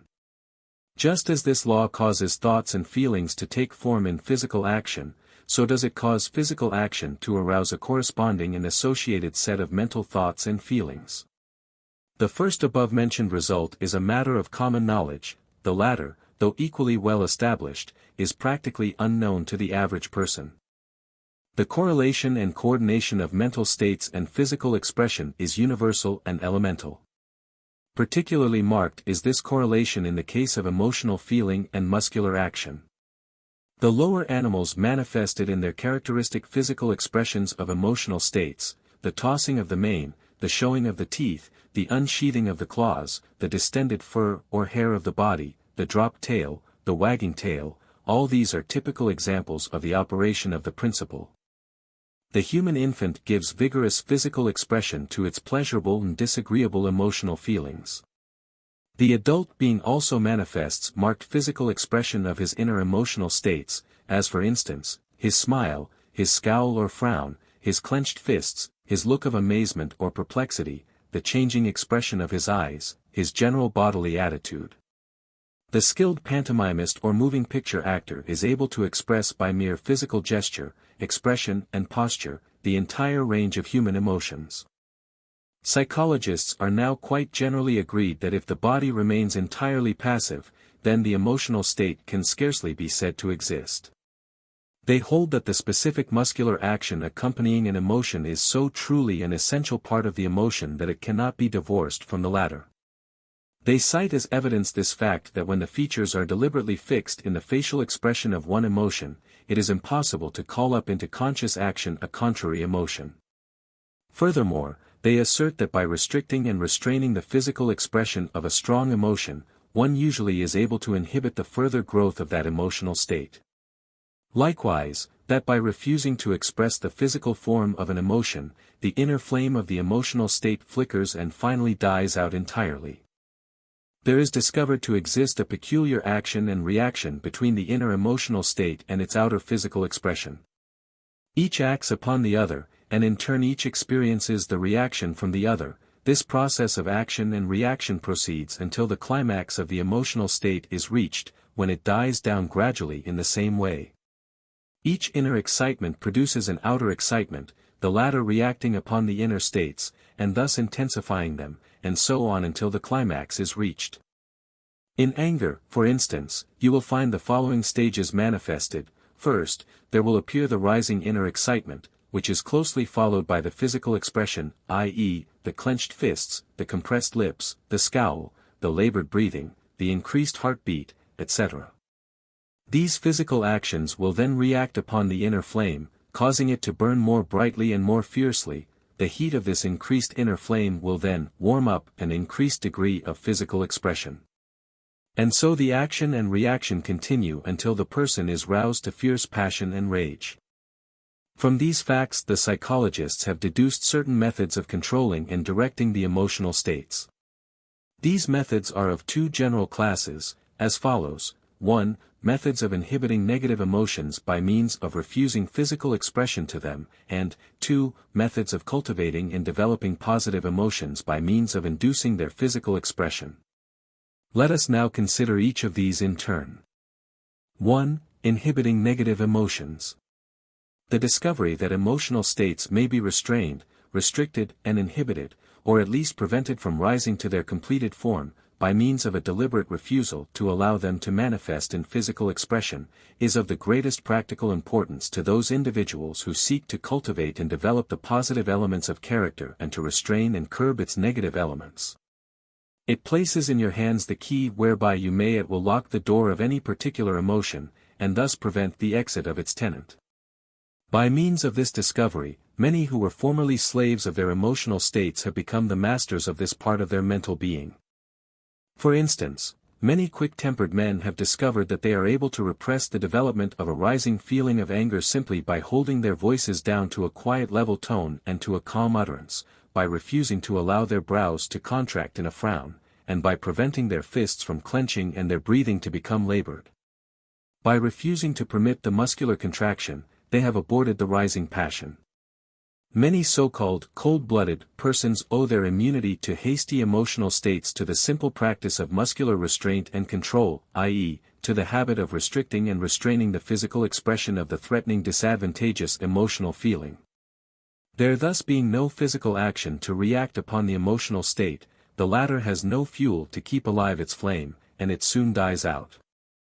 The physical expression and muscular contraction, which is the outer phase of the emotional feeling, should be thought of by you as the oil which poured on the fire causes it to burn more fiercely. If you want the flame of inner emotion to burn fiercely, pour on the oil in goodly quantity. If, on the contrary, you wish the fire to die out quickly, refuse to supply it with fuel. Carry in mind this figurative illustration so that you will have it at hand when you need it most. In applying this method you have but to note the instinctive impulse toward muscular action which accompanies the first dawn of the rising emotional state, and then resolutely and determinately to employ the will in the direction of refusing further physical expression. At first this may be difficult, but you will find that once you have acquired the knack, it will be easy.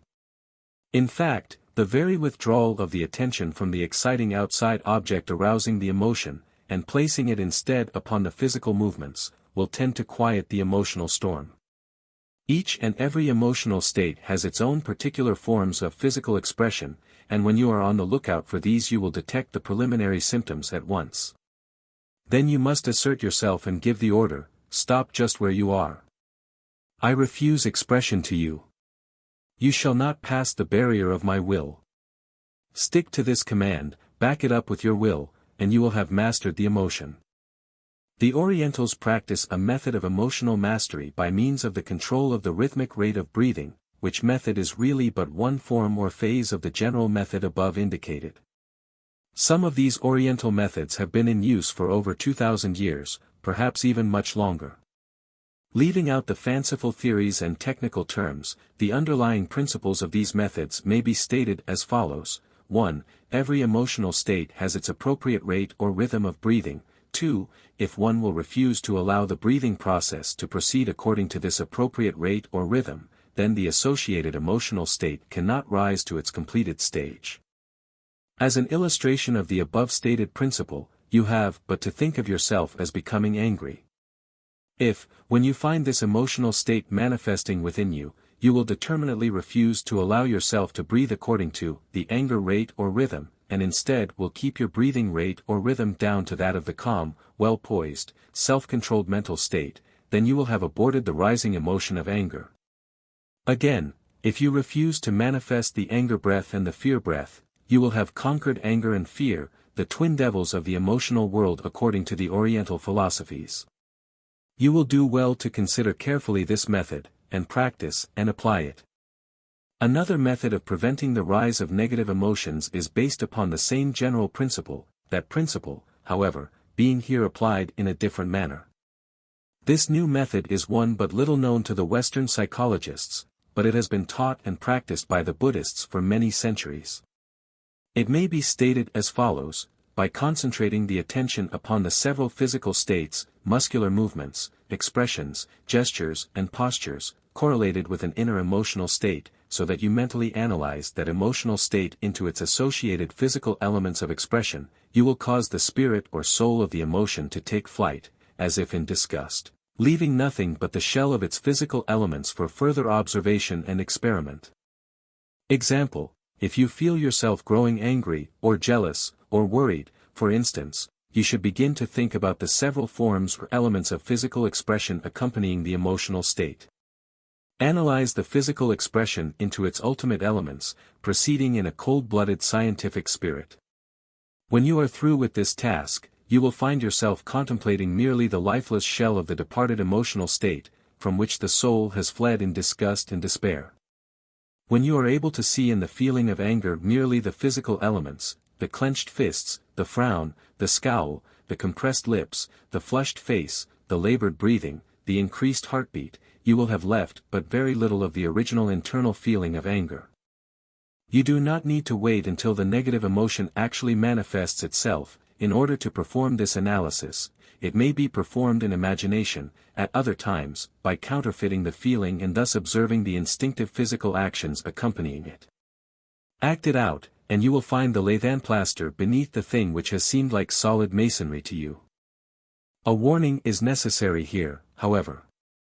We advise you to conduct the above experiment only upon the negative emotions, those emotions which you wish to inhibit, restrain, restrict and master.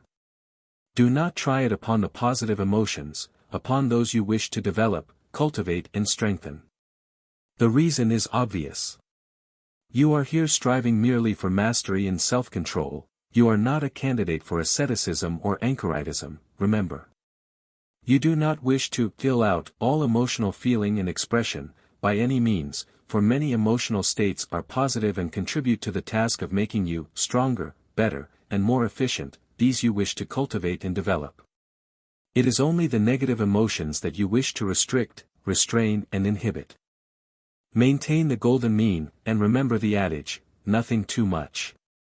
You should strive only to kill out the weeds in the garden of character, you should cultivate the many beautiful plants and flowers of emotion which are to be found there.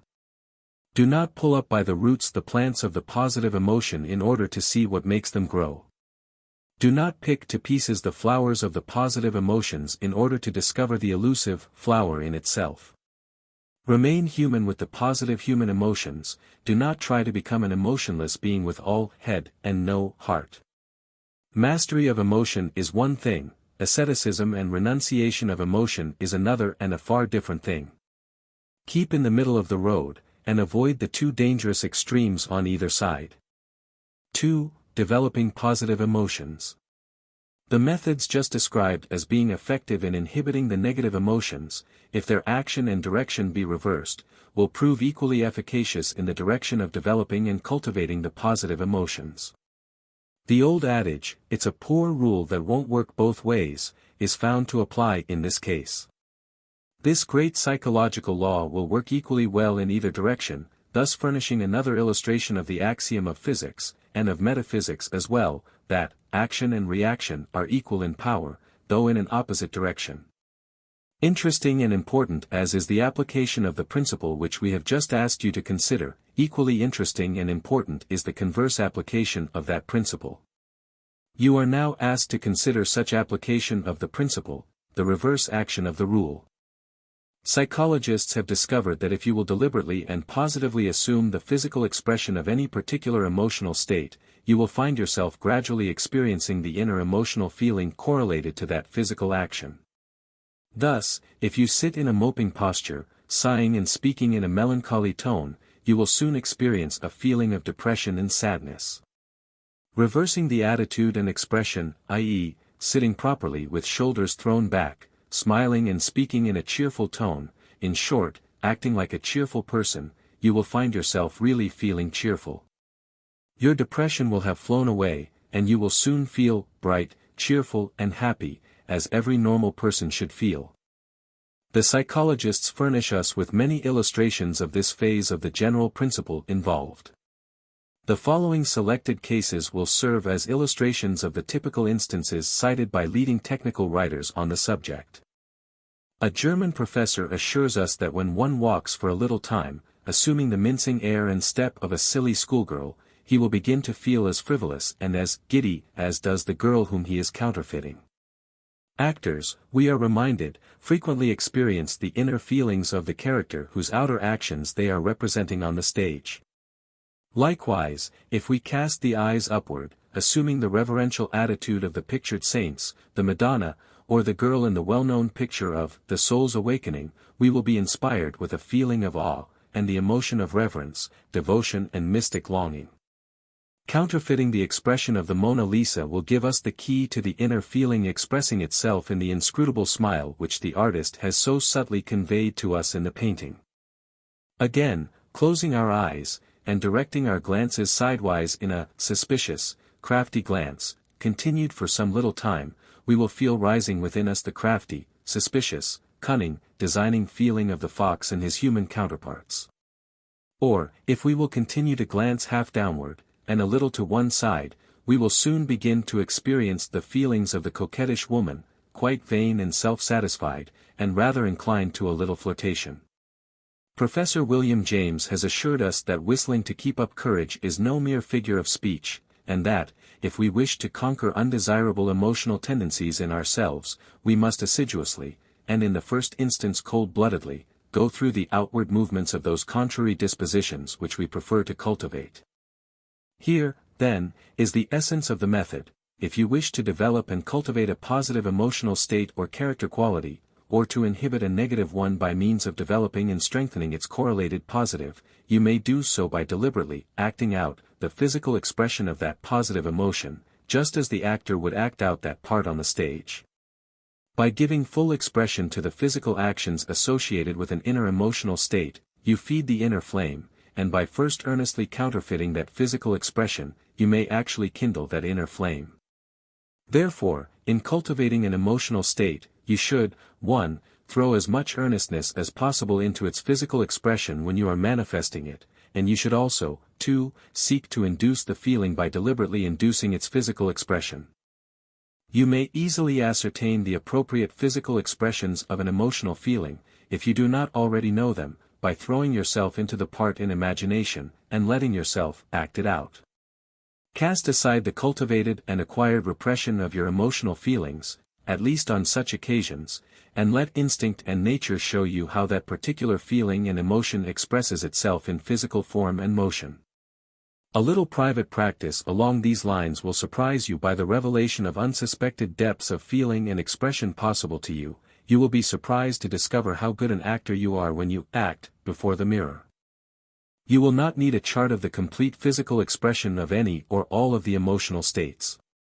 Instinct has supplied you with an inner chart, with all the details worked out, though you have hidden that chart under the accumulated habits of many generations of conventional restraint, in all probability, particularly if you are an Anglo-Saxon. If you are of the Latin races, or have the blood of such races in the mixture flowing through your veins, you will find the instinctive expression much nearer to the surface. But, no matter how deeply buried it may be, it exists surely in everyone, for nature has placed it there in her processes of racial psychic inheritance. You will make interesting discoveries concerning your emotional nature if you practice this method. You will find that you have the whole menagerie within yourself. You will hear the muffled roarings of the animals in the recesses of your nature, but you will find yourself the master of the show, by reason of your grasp of the fundamental principles of their nature and activities, and by the knowledge of the basic facts of your own being. In applying this principle in the direction of developing and cultivating the positive emotions, you must reverse in every particular the direction of the principle as we have explained it to you in our consideration of the methods designed for the restraint, restriction and inhibition of the negative emotions. Instead of shutting off the supply of fuel, here you must pour oil on the fire of emotion by encouraging, expressing, and even actually counterfeiting and acting out the physical expression. Likewise, just as when in the work of repressing the negative emotions you refuse to allow your breathing to take on the rate and rhythm of the negative emotion, so here, in developing the positive emotions, you must first deliberately induce, assume, and produce the desired breathing rate or rhythm. Breathe as you wish to feel, is the Oriental adage applying in this case. Furthermore, you may here even reverse the method of analyzing into its physical elements, the negative emotion, which you have been taught to apply in cases in which you wish to neutralize the effect of the latter.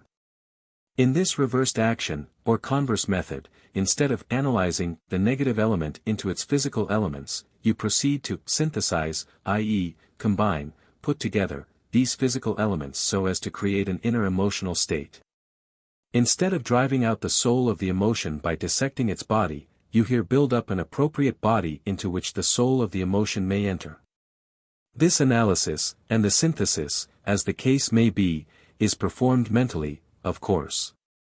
In the synthesis you form a mental picture of the coordinated and combined physical elements of expression, visualizing these as animated by the soul or spirit of the positive emotion. In this way you awaken the sleeping spirit of the positive emotion, which then proceeds to live, and act, and breathe through its physical form. We ask that you do not dismiss as fanciful and impractical these methods of controlling the physical expression of emotion. While they may be new to you, and while they may be different from anything you have previously thought or learned concerning this matter, nevertheless they are the most practical and efficient methods discovered by modern psychology, or, perhaps we should say, rediscovered, for these methods have long been known to the Orientals. 7. Establishing habitual manifestation. The principle of establishing the habitual manifestation of the positive character qualities is employed for the purpose of building up a line of least resistance, and establishing a second nature, along which and according to which course the will tend to travel in future actions.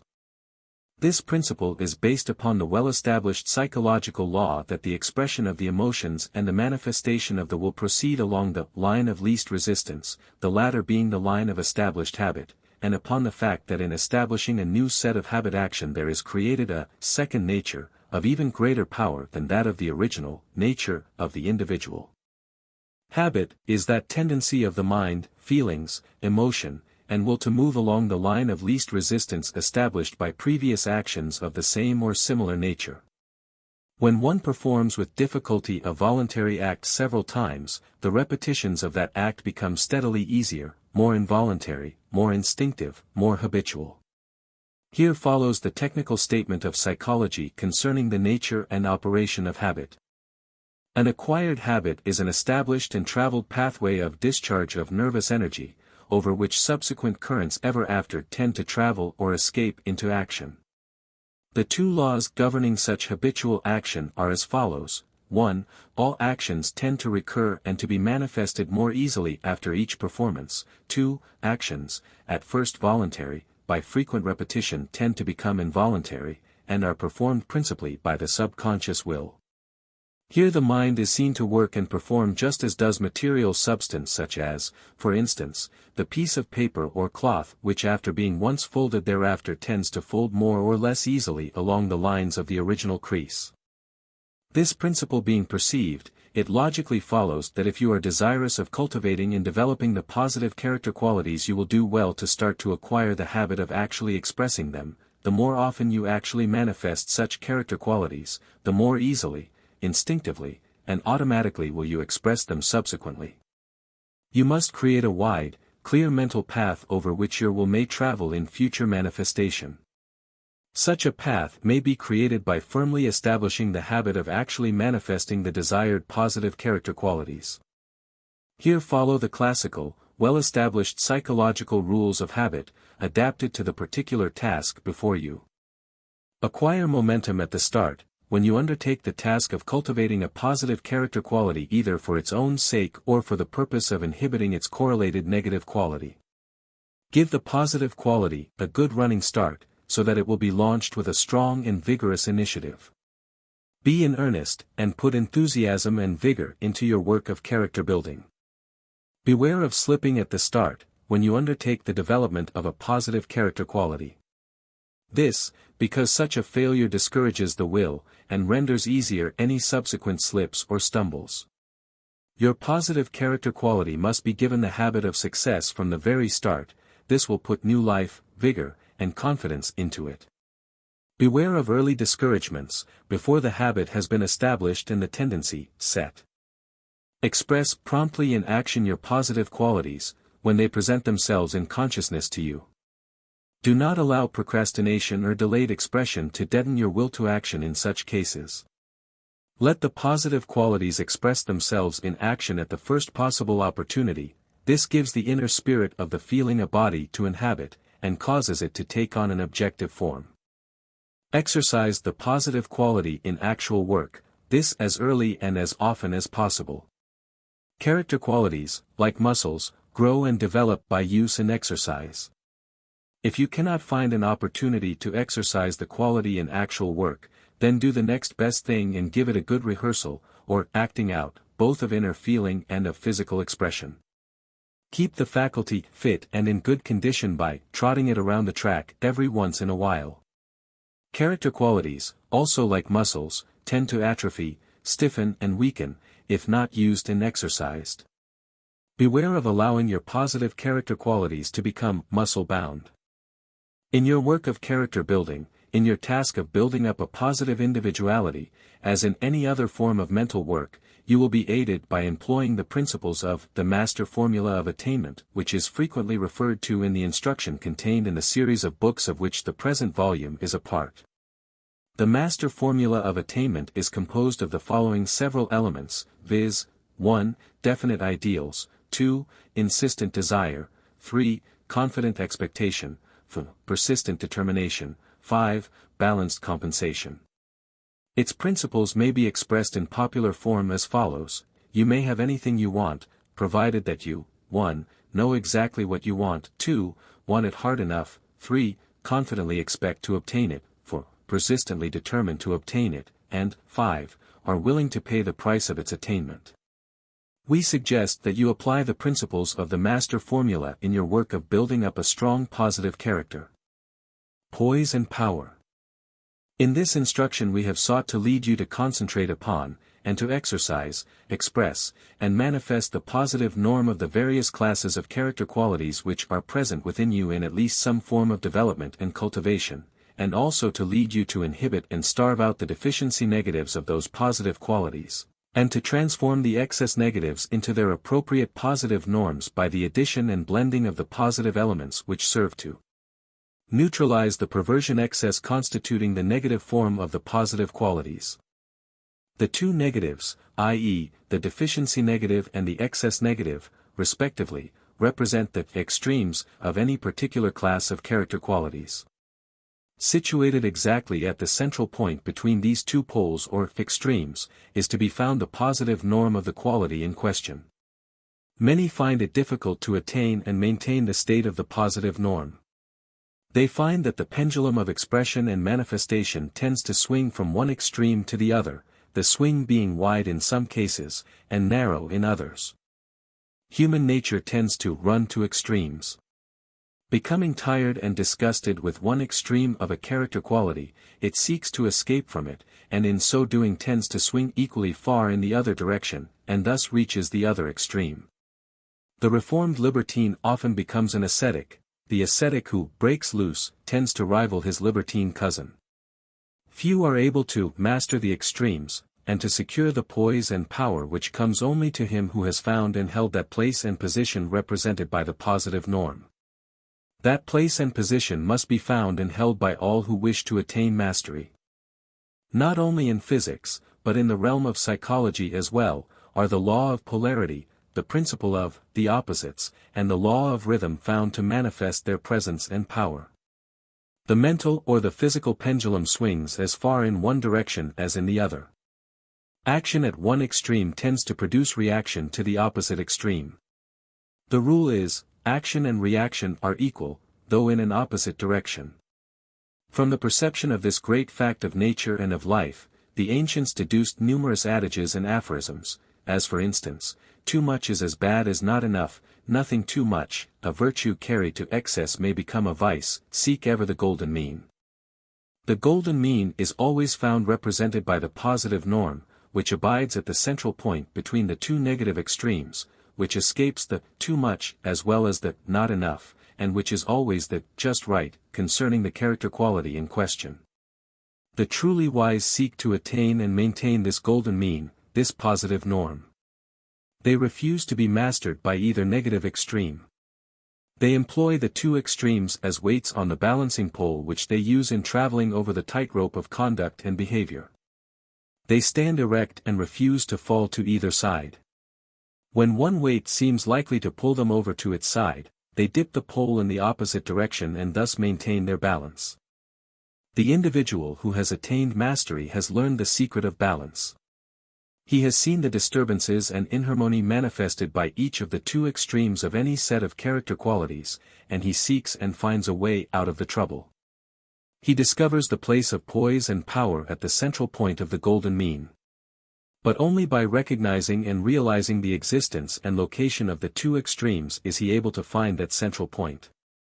If you will observe the great individuals who have attained prominence in any walk of life, and who have achieved success in their own respective fields, you will discover that they not only possess power, but that they also manifest poise and balance. Their power brings to them poise, their poise brings to them power. The well-balanced person is the strong individual, the ill-balanced, or unbalanced, person is the weak one. Balance is an essential attribute of power, without it, there is no power. In the heart of the storm of the opposing extremes, there is to be found a secret place, a quiet place, a place of power. This is the real home of the I am I. He who discovers this place, and who takes up his abode there, may defy the winds of circumstance and the storms of change.